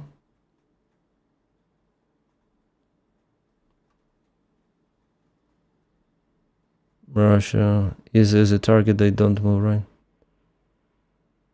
Denys, please excuse. Okay, the stream is okay. I accidentally put it to stop. Okay, thank you guys. Yeah, finally found it. I accidentally put my pointer and finished the stream on YouTube, and at the same time I clicked renew. So this is the Ukrainian drone port. It's not on the ballroom. Yeah, it's somewhere. So 1, 2, 3 drones in this truck. And Ukrainian warriors, they're close to the truck. Some sort of the Renault commercial vehicle. That's it. Ukraine is launching those drones like that. So I don't know what Donald Trump tries to tell with his drone port on ballroom, but that is how it should be done. Drones should be mobile. If you tell everyone that your drones are on the ballroom, it means that your ballroom is kind of vulnerable, yeah, Donny? There is the target. You basically tell the world that here is the target, the ballroom. It will safeguard our national capital, Washington, of course. So to protect because of the ballroom, the Washington DC will be protected. It doesn't deserve the protection. Only ballroom deserves. That's why, yeah. As a result, Washington also could be protected, maybe. Long into the future, Judge Richard Lennon should stop playing games with America's security. If anything happens, he will be held responsible for the death and destruction caused to our country. What? He has already created enough problems by allowing top secret information to be released and exposed based on a ridiculous lawsuit started by the highly integrous woman serial plaintiff. Will be subject to know. Okay. In any event, a woman who was responsible. So woman, blame woman, so woman. Okay. It's Donald Trump, a president of USA. Drone port. Maybe we have some of the explanation. No explanation. Just people quote that stuff on X. That's it.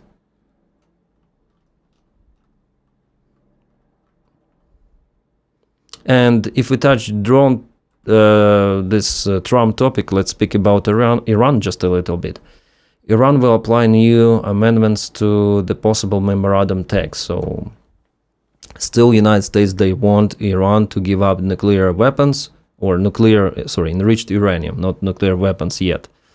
Iran doesn't want to do it. So here we have a response from Tansim, that's the network of Iran, just media. A well-informed source regarding the American media reports that Trump has proposed new amendments to the current text. Yeah, it's like that. Yeah, they were working on some of the text, then Trump entered and he put some of the new demands on Iran. The exchange of the text continues and Iran will naturally apply its own amendments to the text and nothing is finalized yet. I heard the information that they need 3 days. Iran needs 3 days to check out what amendments Donny decided to introduce.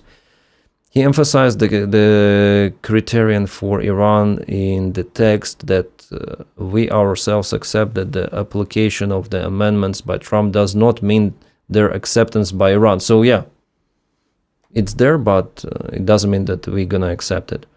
This well-informed source say that Iran is also fully prepared for the situation if no agreement. Yeah, I guess so. And Trump tweeted on his Truth Social that there could be also renewal of the strikes on Iran. That they're looking for all of the variants. So I think we are at the same distance from some of the peace agreement as before. So nothing is. That's why I'm not telling about that stuff on my videos. Maybe I should tell about it on my trash channel. But I think it's useless, like to comment the Santa Barbara with peace. Some of the negotiations, they're happening, yes, but I don't see upcoming result. And the deal is, I think, is far away. And still there is the same risk of renewal of the military escalation. Iran acting defense minister Wyatt Tansim. New surprises are on the way. That's what they say. Iran says that.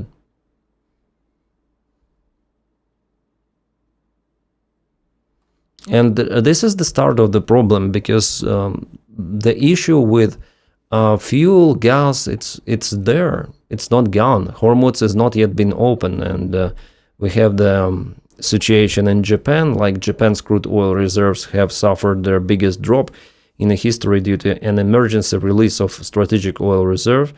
The reason is geopolitical crisis in the Middle East and blockade of the tanker routes. So, yeah, the drop is by more than how many? 100 million barrels they released. This drop is they released the reserves. And other countries, they also releasing their reserves. United States, by the way, as well. They try to keep the prices, but it cannot continue for a very, very long time. So there should be some of the negotiation or renewal of the war. So we are still at the stage of acceptance of what could be with Iran. Also, Iran has restored access to the most of its underground missile bases in under 2 months. So despite the massive United States-Israeli bombing campaign, they blocked those caves for Iranian Shaheeds to get access. That's the conclusion of the satellite imagery analysis published by CNN. During the war, the United States and Israel targeted Iran's underground missile infrastructure by destroying access roads and collapsing tunnels, entrances.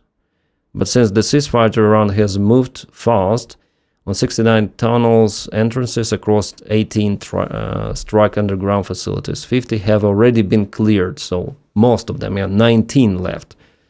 50 out of 69 cleared, so they may access their strategic reserves. With love from Sweden, South Korea, greetings to Sweden, dignity. Thank you so much for your kind support. Yes, Sweden really supports Ukraine a lot, really.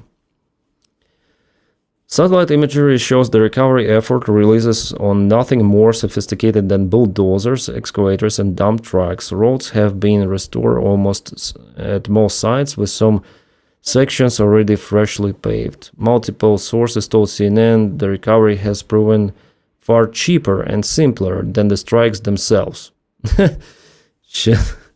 You have to use a very complex and expensive weapon to cause the kind of damage, and you need to repair it with bulldozers, said Timur Kadyshev, a researcher at the University of Hamburg. U.S. intelligence confirmed that Iran has already resumed drone production and is rebuilding missile and launcher manufacturing capabilities or capacity. The American official told CNN that Tehran is ahead of the recovery timeline the intelligence community had previously projected. So basically, they got access to their drones, to their missiles, and they might retaliate, even, I think, in a more harsh way, because they already have this experience, in using their ballistics, using drones. They understand what air defense capabilities an enemy has, the United States and Israel, so they will again strike those Gulf states and American bases in those Gulf states.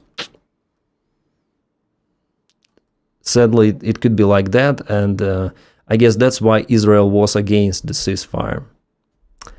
I think, Israel definitely wants the war, and Netanyahu openly says that he wants the war.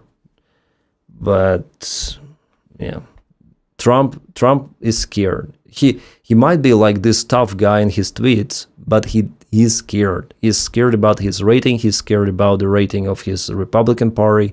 He is definitely a clumsy duck. And after elections, for sure, midterm elections, he is losing it. And he decided to somehow exit the war in Iran, but it's not happening as he wants. So Iran understands that it has the upper hand in controlling the Strait of Hormuz. That's why they're pushing American side here. So it was a very terrible decision to start the war with the planning they had. The day one was done with Khamenei. I told like the school was hit. It is very bad, but Khamenei was cancelled. The planning was really nice. But the rest, Like the first day planning with Hamni was nice, but the planning of the entire operation, it's like very terrible. Greetings from Denmark. Scat, thank you so much. Greetings to Denmark. Denmark is also helping a lot. Also, recently there were some of the exchanges of the fire, yeah? Some of the sites in Iran were hit.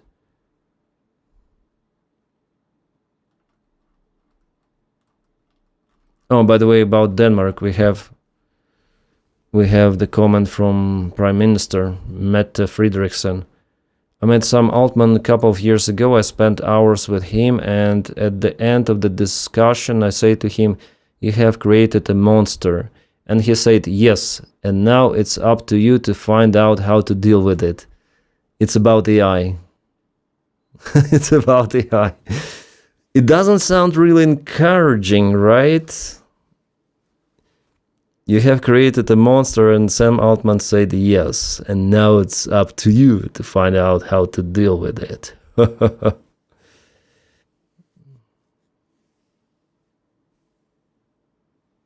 So much TDS here. Oh, William. Get lost.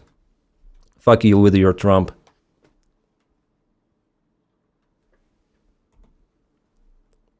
Oh, by the way, about TDS. Let's check out the Trump's derangement syndrome, because he has it.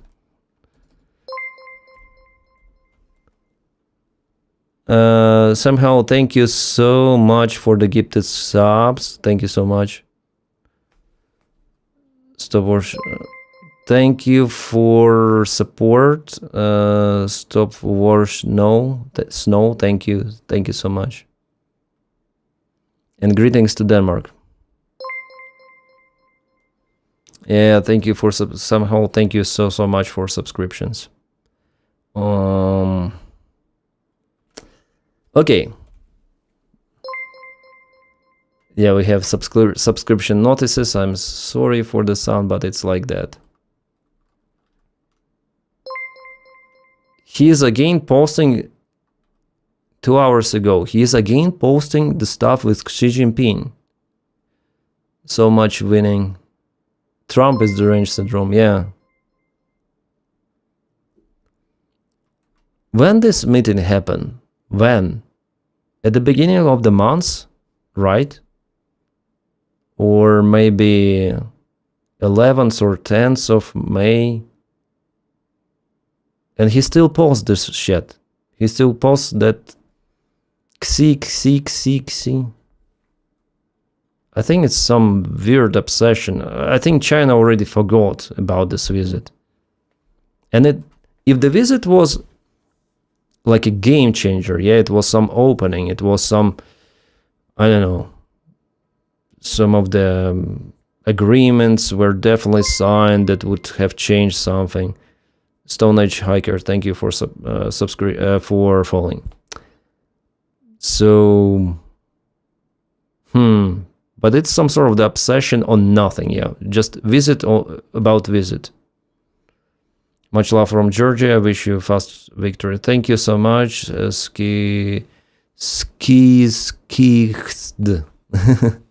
Гамарджобаги назвали. Maybe Georgia, or what Georgia? State Georgia. Save America Act, vote ID, proof of citizenship, no mail. Well, I think Save America is the attempt to change the outcome of the elections. Some babies. Oh yeah, the drone port. Drone port device. That's what we read, yeah. The drone port. Yeah, that's the tweet we read, and he also put some of the images. Yes, Senalaya, you have gifted so much sub gifts. Come on, this is too much. I think I'll disable the browser for a moment because it will continue to clip. I'm sorry.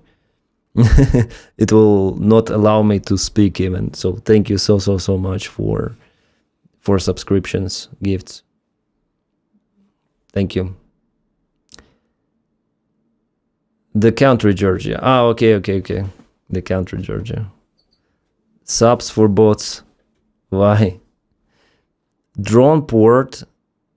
I don't have bots. We don't have bots. Maybe on YouTube we have some, I don't know, Russian bots, but on Twitch, no, I'm not view botting. It's a useless thing. Even though I know that many streamers, they view bot.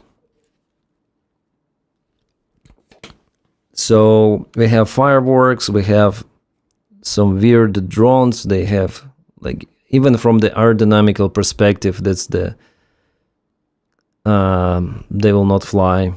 Yeah. So basically, Trump says that his ballroom is the military target. He wants to make a military base on the ballroom. I think he already generated at least 3 of the photos of his drone base on the ballroom. What the hell is this? What the hell is this?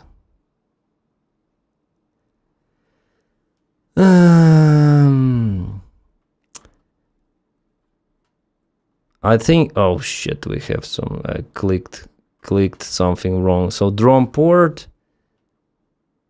Trump, I think he melted down the last night.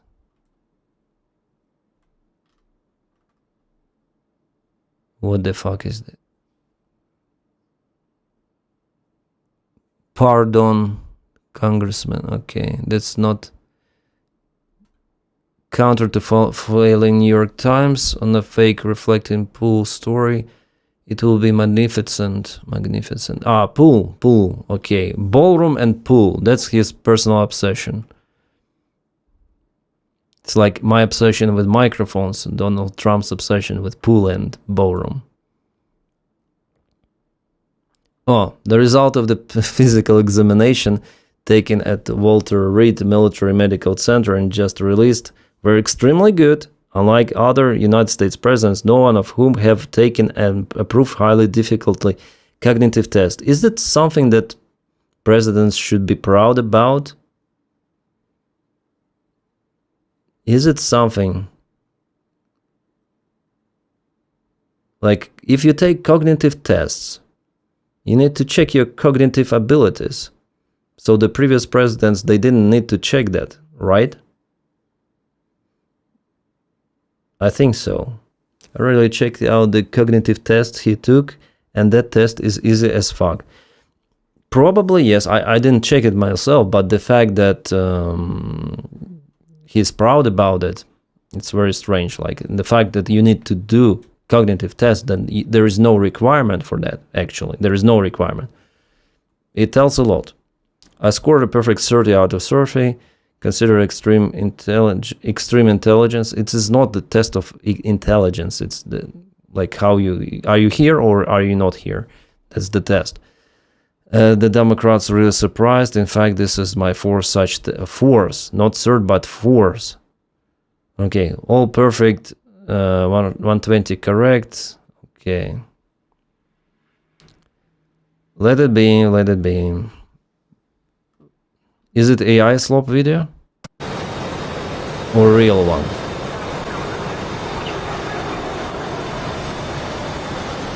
What is displaying? Looks like B1. I think this is AI slop. It couldn't be so many aircraft. Again, drone port. Yeah, the third photo with the drone port. And what is this? Waiting room for boarding?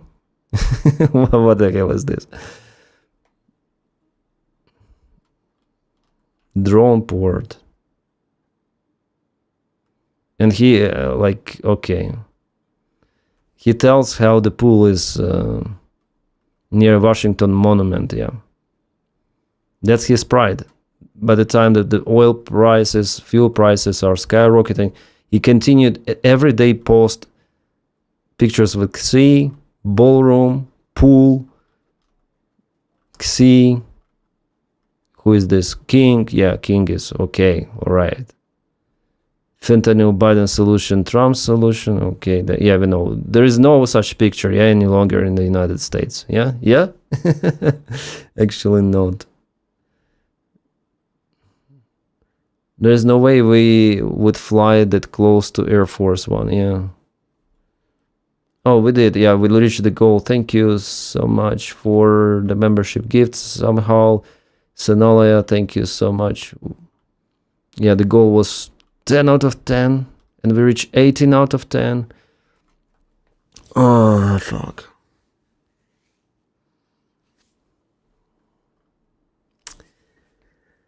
Yeah.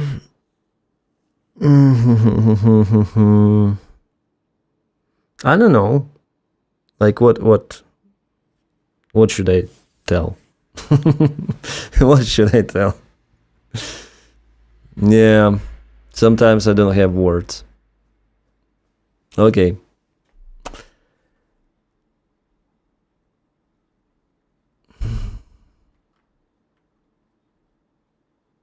That's what he posts on True Social. By the way, soon there's gonna be a UFC fight in the White House.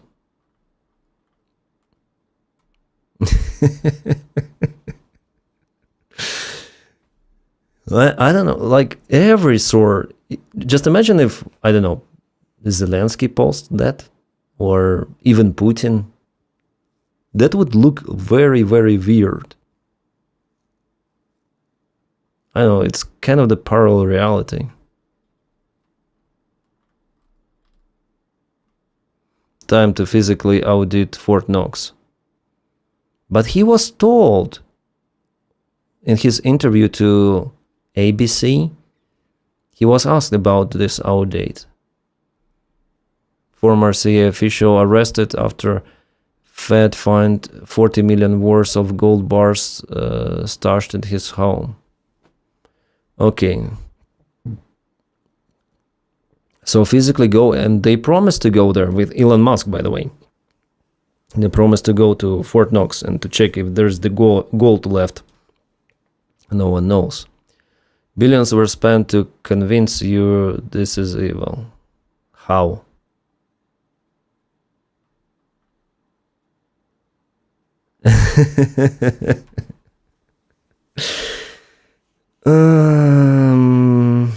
Again, no words. I don't know. Like, what should I say here?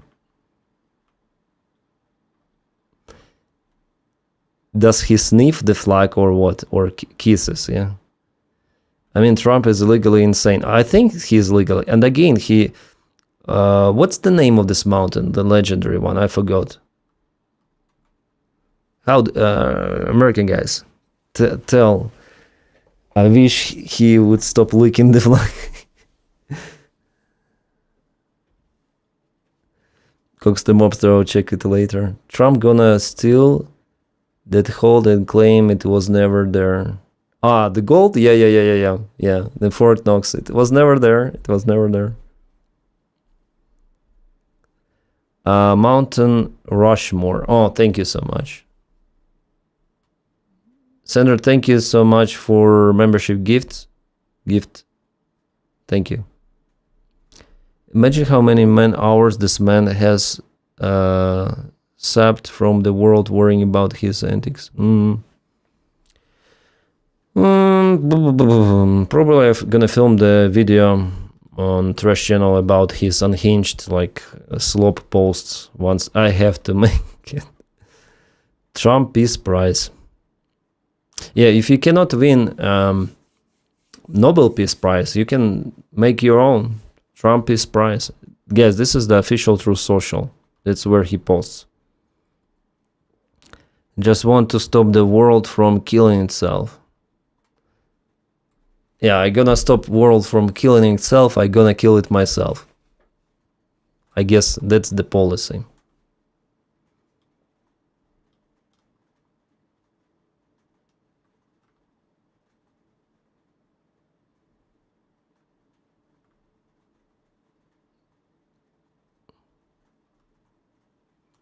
About immigrants.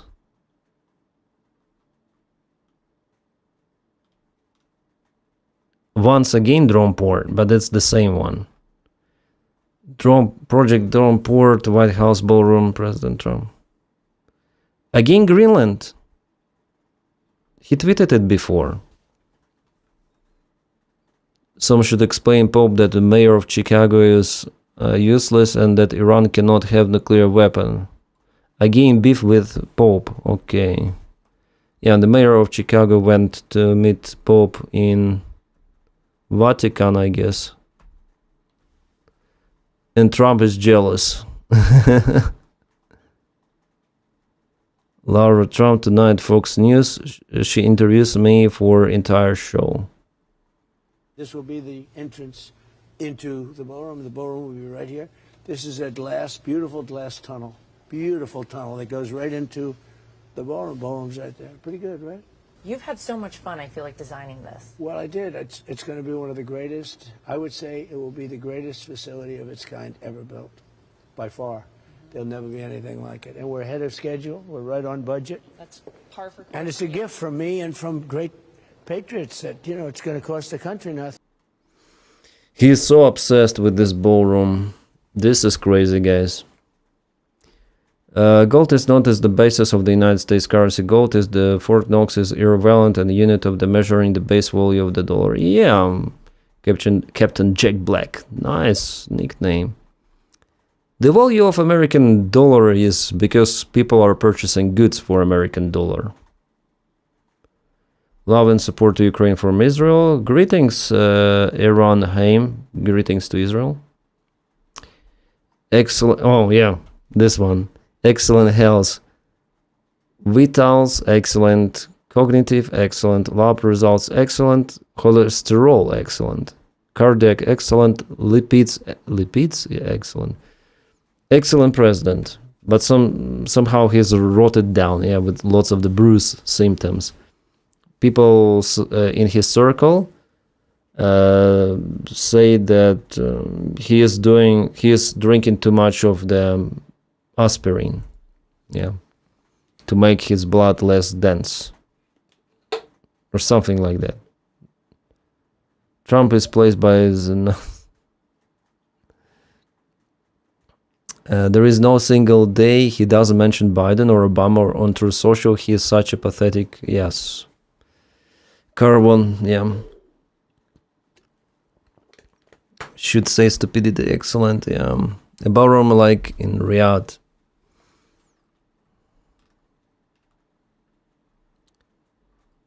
I don't know, there is the trash he posts, continue to post. Like, what is this?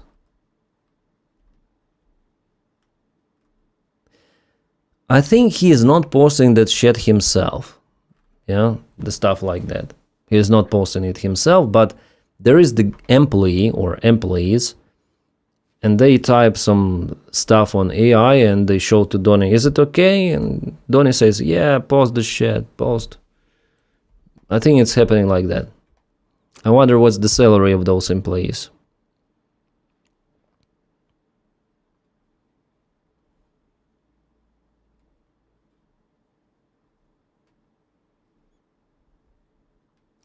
Explosions reported in Erbil, Iraq, likely to be Iranian missiles targeting Kurdish bases.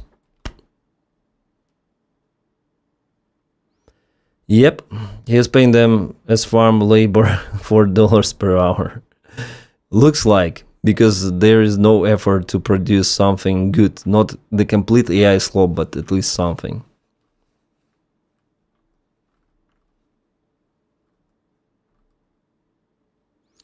Iranian Foreign Ministry Araghchi says that Mexican embassy in Ankara was waived fingerprinting requirements for Iran's national football team after diplomatic contact in Turkey. So Iranian football team will play in the World Cup, but not in the United States, I think.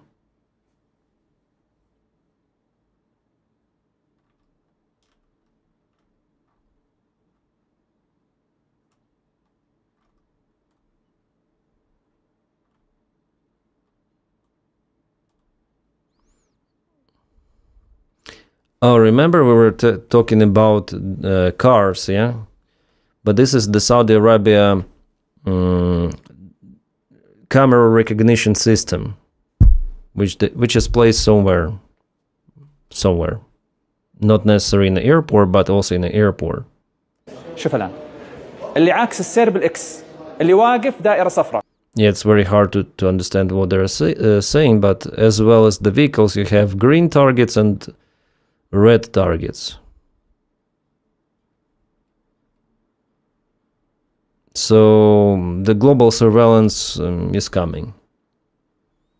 I think it's already there, at least partially, yeah. Partially the global surveillance is there.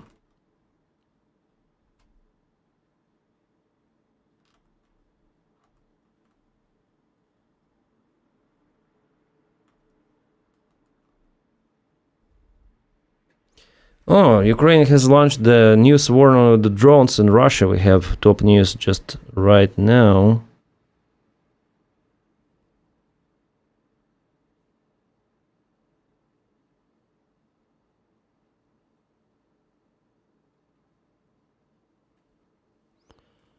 So the threat is in Oryol, Lipetsk, Rostov, Saratov, Tambov, Belgorod, Voronezh, Kursk, Volgograd, Luhansk, Donetsk, Kherson, Zaporizhia, and Crimea.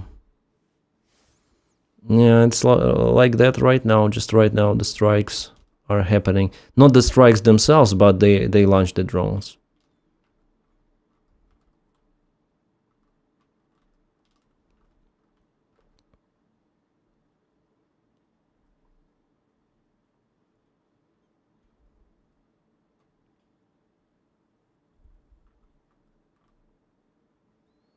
Looks like Democrats are going to flip Texas.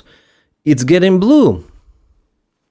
I think they tried to change, I don't know this name in English. They tried to change the regions, yeah?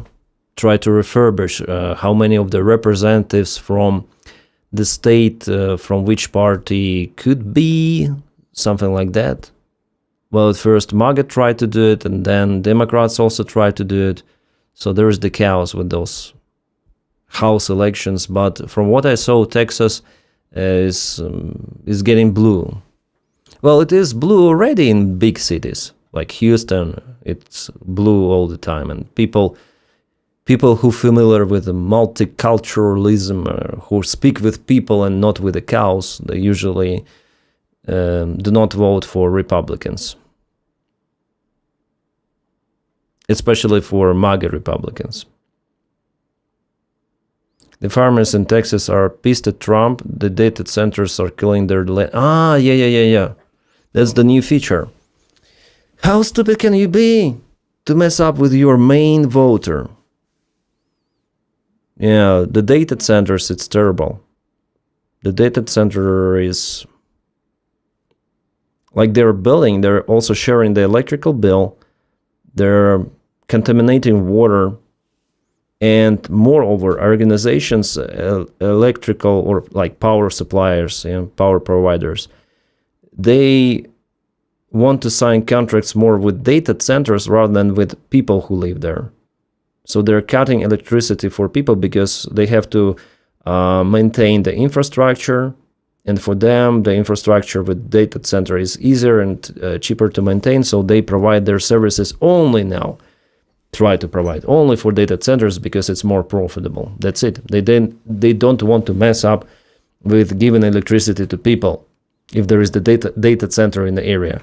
And people have to come out with solution to hire new provider for power supplies, and they pay extra for that.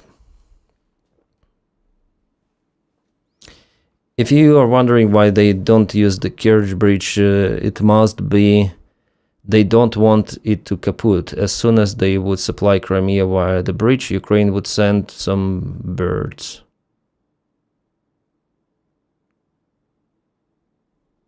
Maybe, I don't know. Do you still play flight simulators? No.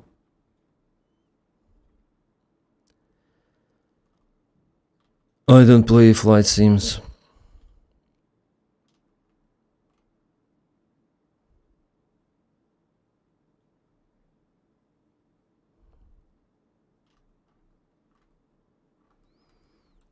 Is there the Fox News report?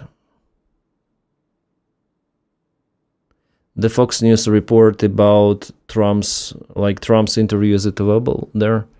Okay, Romanian president. It has become dangerous for Romanian citizens. And then the Russian attack and shell Ukrainian cities on the other side of the Dunaba.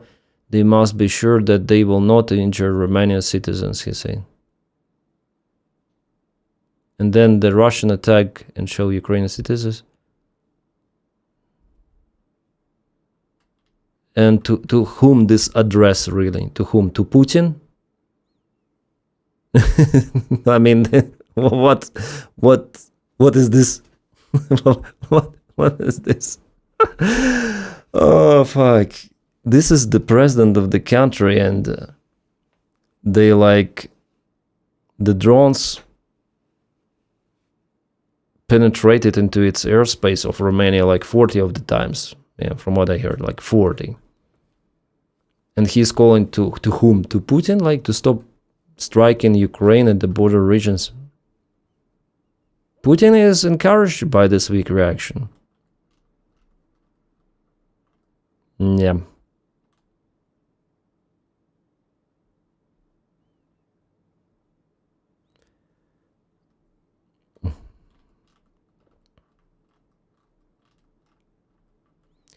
Sorry guys, on the stream I put less attention to the comments, but now a little bit more. How's the stream, by the way? We have so many people today. 2,130. In peak it was nearly 3,000. Is there any effective defense against FPV drones? Just physical defense. Some of the dugout, protection, nets. Other than that, nothing. So, electronic warfare sometimes works, sometimes it doesn't work, especially for the fiber optic control drone. So, maybe that's because Romanian pilots shot down one of the drones in Estonia. Maybe. If Ukraine has been so effective at disturbing Russian logistics, why hasn't Russia been equally effective in disturbing Ukrainian logistics? They don't have technology. KBG. They don't have the technology to effectively be as effective as Ukrainian side. The comments on screen is frozen. Oh shit. Ah, I know why. I accidentally closed them.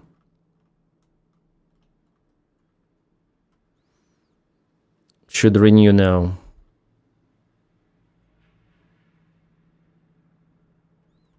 I messed up with the things here. No, it's not. Ah, it's going. Yeah, it's going. OBS. Yeah. Everything is done by OBS. Maybe that wasn't because Romanian pilots. Yeah, I read this one. Trump is KGB. I'm not sure about it, guys. This is just a conspiracy theory. I don't think he's KGB really. I think he's stupid. That's what I think.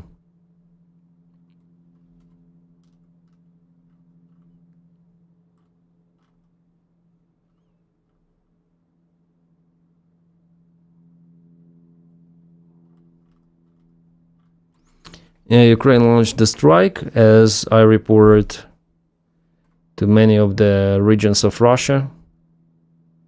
Yeah. And occupied territories. Democrats are communists. Yeah, you need to cure your head. Democrats are communists. Who was there? Fred DDB. Yeah.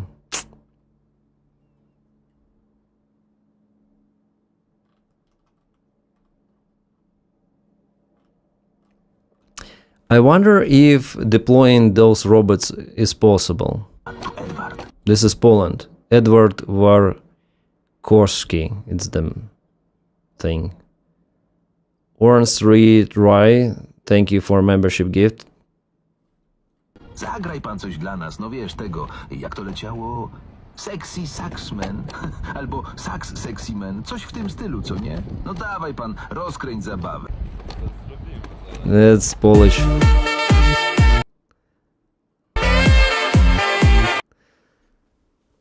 That's the China drone, yeah, but in Poland. Drone, robot. Has a phone. I wonder how much does it cost, this new advanced machine. I think the height is roughly 150 centimeters. Trump is an assert, not an agent. I think so, yeah, like an assert, not an agent. China humanoid robot buy. Oh, actually I can buy it. Is it the same? But it is, this shit is expensive. Well, actually it could be less expensive than the Russian soldier. Yeah? 66,000 euros. Height 127. 2 hours. It will be enough to go and put the Russian flag somewhere. I thought they were less expensive, but okay.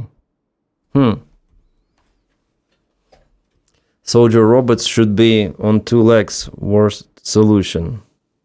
Should not be on 2 legs. Yeah, I also think like that. The 2 legs variant is kind of silly. I think that robot is... No, it's 66,000 euros. Well, it's close to 90,000 bucks, yeah. You're right, Eric. Galaxus, yeah. On Galaxus you can order. It arrives in 1.5 months. Yeah. 1.5 months. Okay. On AliExpress it's cheaper. On AliExpress, maybe it's the different, yeah, it's the different variant after all.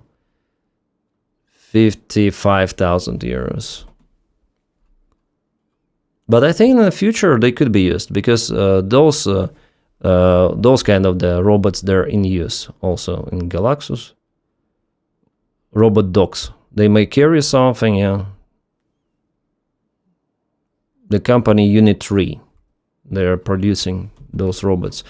In America there are Boston Dynamics, as we know. Fake robot, fake pig prices. Why fake? I think it's those are real. I filmed a video on the Trash channel about those robots.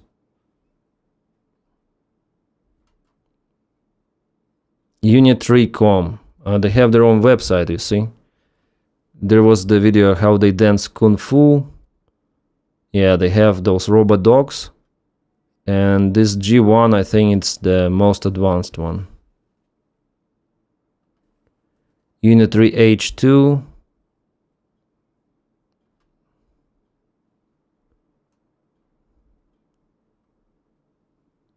I don't know. They have lots of the bots here in production.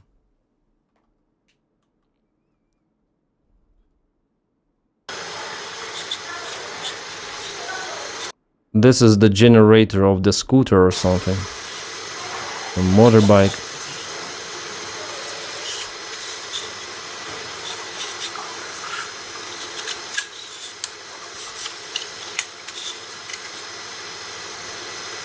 Krabs burger. But how to screw it? Like and to screw it down, like.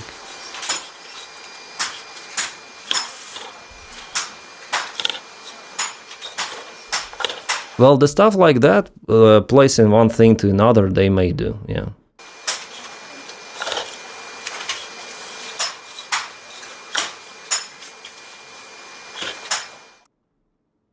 Also, the generator parts. Home fitness equipment they also produce. H1 humanoid robot makes its debut in the Spring Festival in Gala. Yeah, maybe next time they will introduce something new. They really develop fast with the robot capabilities. Professional, education. So their G1, yeah, the G1 is the most advanced, it seems like.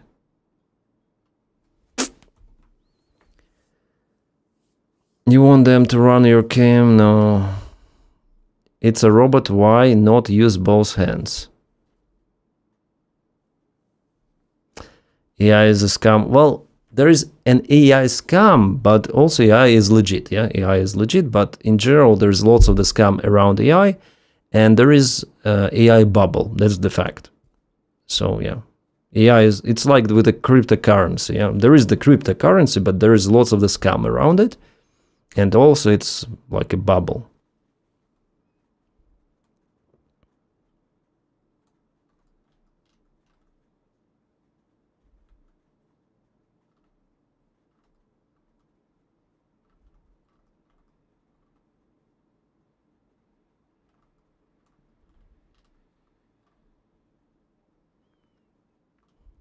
Zelensky mentions that Russia began losing battlefield initiative in December 2025.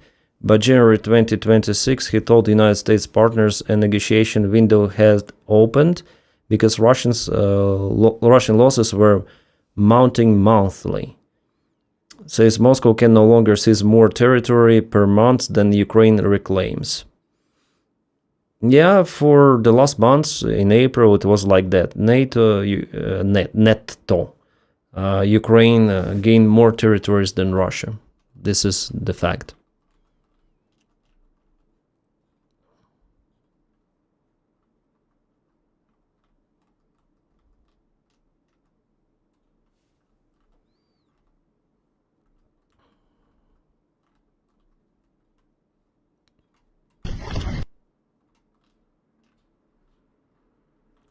Trying to find more news.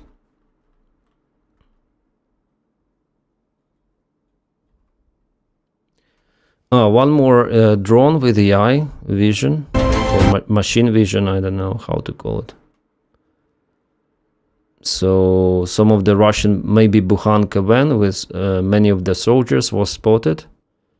And this one, you'll not see it under my, it goes with auto. Yeah, before we saw with manual control, and this tells auto.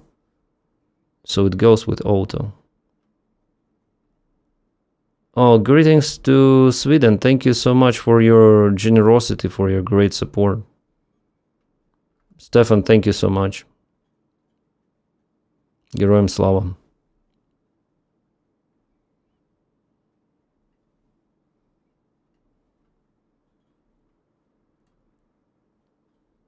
This is it.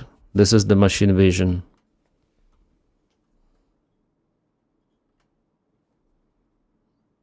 And a CEO will take all his robots out to put camera. Maybe.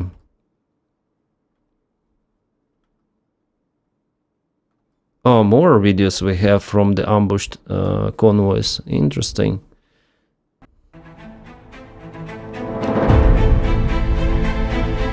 I'll switch off the music just to avoid copyright claims. So some of the trucks with supplies, BBM, this armor vehicle, let's say, escalator, some of the engineering equipment, yeah, tank, fuel tanker, fuel truck, let's call it. Is it the same or the different one? Here the image looks great, actually. Black and white, but I think it wasn't the thermal. This is a thermal camera. Book M3. Oh, with a bike. Probably the chassis was hit. This is radar, Terek, airless Terek. Book M2. Was it drifting there? Book M2 once again. Is it a different one or the same? Yeah, I think it's the same. Some of the spare parts are lying. AIDS gun. Group darts. Supply vehicle. Oh, this is the artillery system Pion. One more hit. And it goes with auto again. And this one we saw before. Russian soldiers' face. That was the face.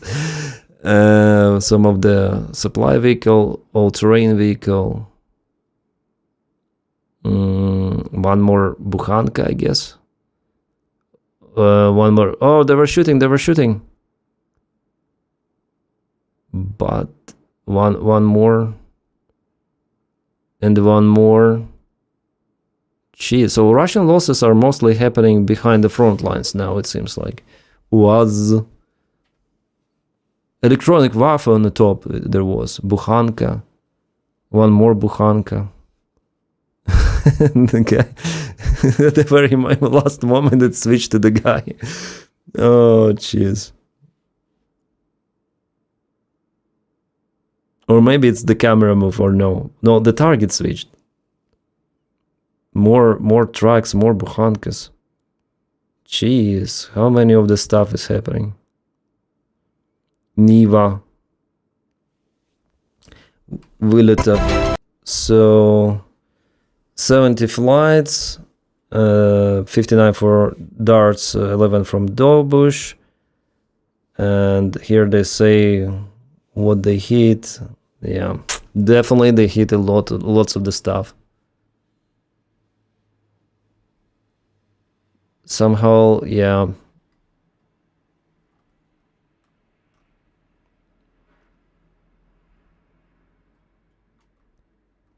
I think that's the part of the YouTube video. Oh, this one is in this one. I was searching and finally, yeah, I found it. I found it.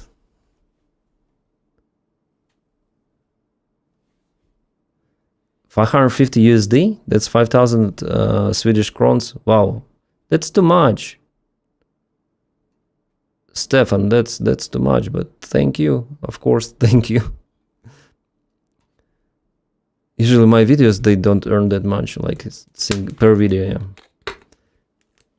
Sad but deserved. Why sad? Good morning from Brisbane, Queensland, Australia. Good morning to Australia. Have a great day.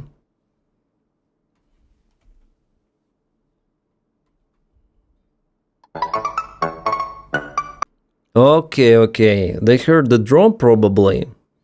And their Bukhanka vehicle is pushing back. They forgot they forgot to put the handbrake.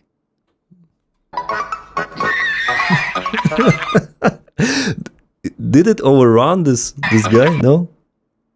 He tried to stop manually.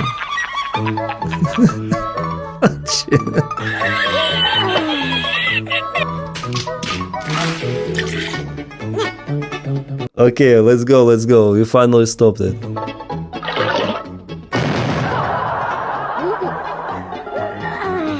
Oh, drone missed. Come on, let's go, Russians. Leave the place. Leave the area. Where's the camera?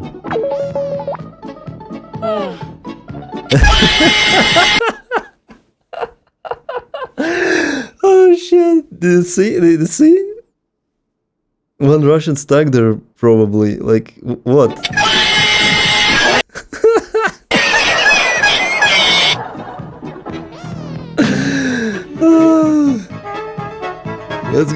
Let's go. Yeah, sadly no more drones for them. But it was hilarious. Let me guess, FPV hit. No. FPV missed, sadly, but yeah. Clowns of the Russian army in circus on wheels and senseless maneuvers. But they made it alive, at least for some time. Let's get the hell out. Oh, shit.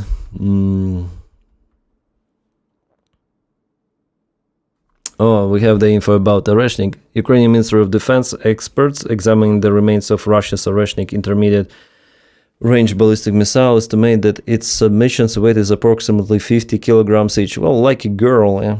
Like a skinny girl. According to the analysis, the impact elements are solid cast metal bodies made in cast iron. That's it.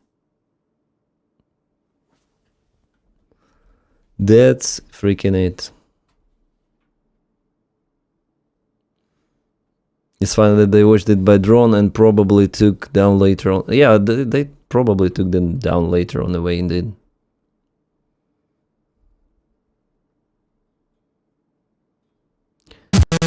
This raid was in Kherson Oblast, I guess, yeah. I'll switch off the music. Oh, that's the Russian air defense. That's the base of the Russian Marine Corps. And Ukraine visited them. Russian Marines of, I forgot the name, 135th, I think, Brigade. Their base was Kaputet in Kherson region. The same brigade was in Bucha in 2022, that's what they write.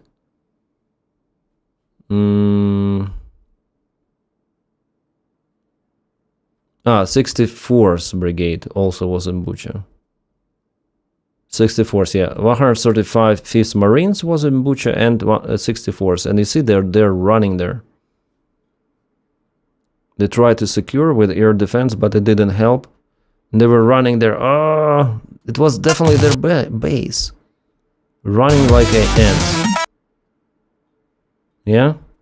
They're running. Trying to go through the field. And still running here, running there. But their base has been destroyed, so for sure there are losses. Nice. If Trump knew they had windmills, he would order them destroy himself. Yeah. Nuke.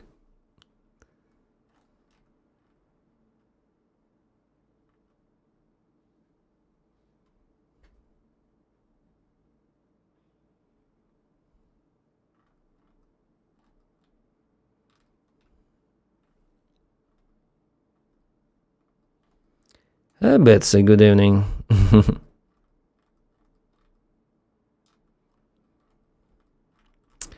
Yeah, about Konstantinovka, we have the presence of the Russian army. Yeah, the Russian presence in sub-station in Konstantinovka hit by Ukrainian MiG strikes. So they went there with infiltration attack to this building. But the building was already... Come on. Why it's lagging? It's always lagging. Just a moment.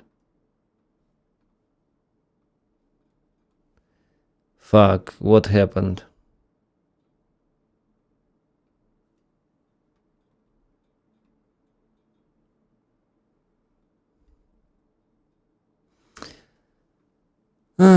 Sometimes it's lagging, I don't know. And especially then I open Twitter or X.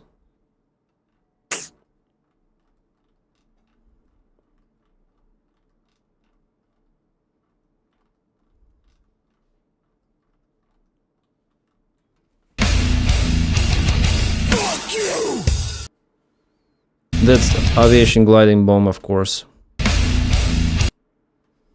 So they went to the territory of the local substation, Russians in Konstantinovka itself, and they received a strike. Aviation gliding bomb hit them. Their fire later on. Nice.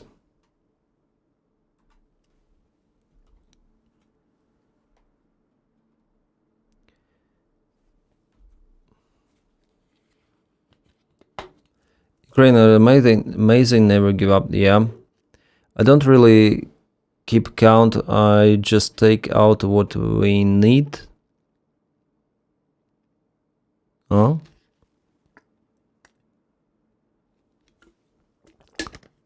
Okay, guys, just a few comments and that's it. We call it putting warheads on the foreheads. The rubble is worth about dime now, maybe less. Maybe.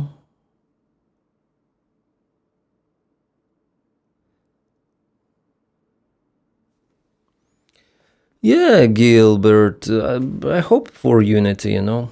Some of the countries like Netherlands, as you say, you put the flag, they're really in unity with Ukraine, but some countries not.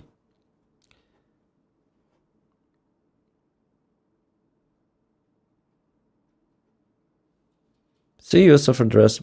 Dennis, what do you think will happen with all the nukes then Russia collapses? I don't know. Send them to USA. They will use those, maybe. Store those.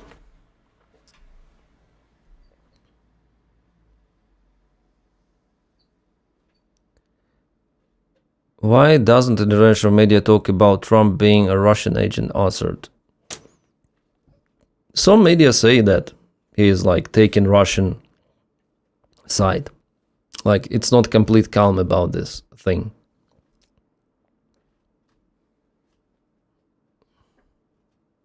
Trump's buffalo. Trump's buffalo was pardoned. He was saved. His life was spared by local authorities, so it will live. You don't think that Ukraine can't... Ukraine cannot go on the same counteroffensive as before, and Russians too. Why do Russians in occupied territory not like Ukrainians? Huh? Then as you finish the stream, can you make one more Ukraine update? Yeah, I'll make it. But it will be similar to what I said on the stream, like for the recent news. Been for 3 years since the first attack. For your dedication to get the truth over there. Thank you, Nacho Man. Nacho Man. Thank you. The dark humor. Thanks for the stream, victory closer every day. Yeah, I hope so. Is Trump dead yet? No. But champagne is waiting. Champagne is waiting. For Putin, yeah, it's also like that, but I think Putin is way younger. I think Trump goes away sooner than Putin.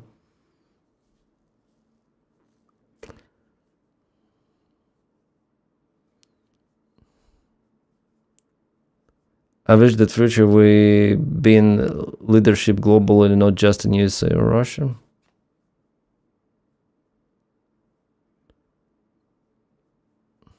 Sure, Ukraine will capture more ground. They just need to keep upping their air. Russians also have drones.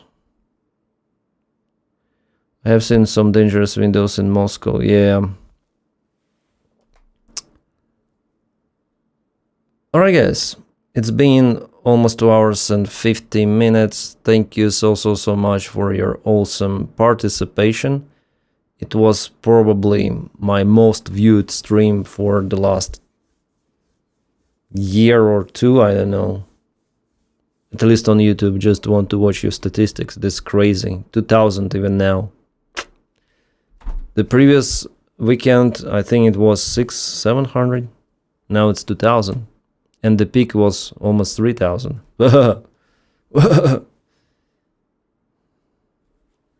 So, see you around, guys. It was nice. And I'm gonna update you with one more video, hopefully today. Or this night, it's better to say. See you around. Ciao.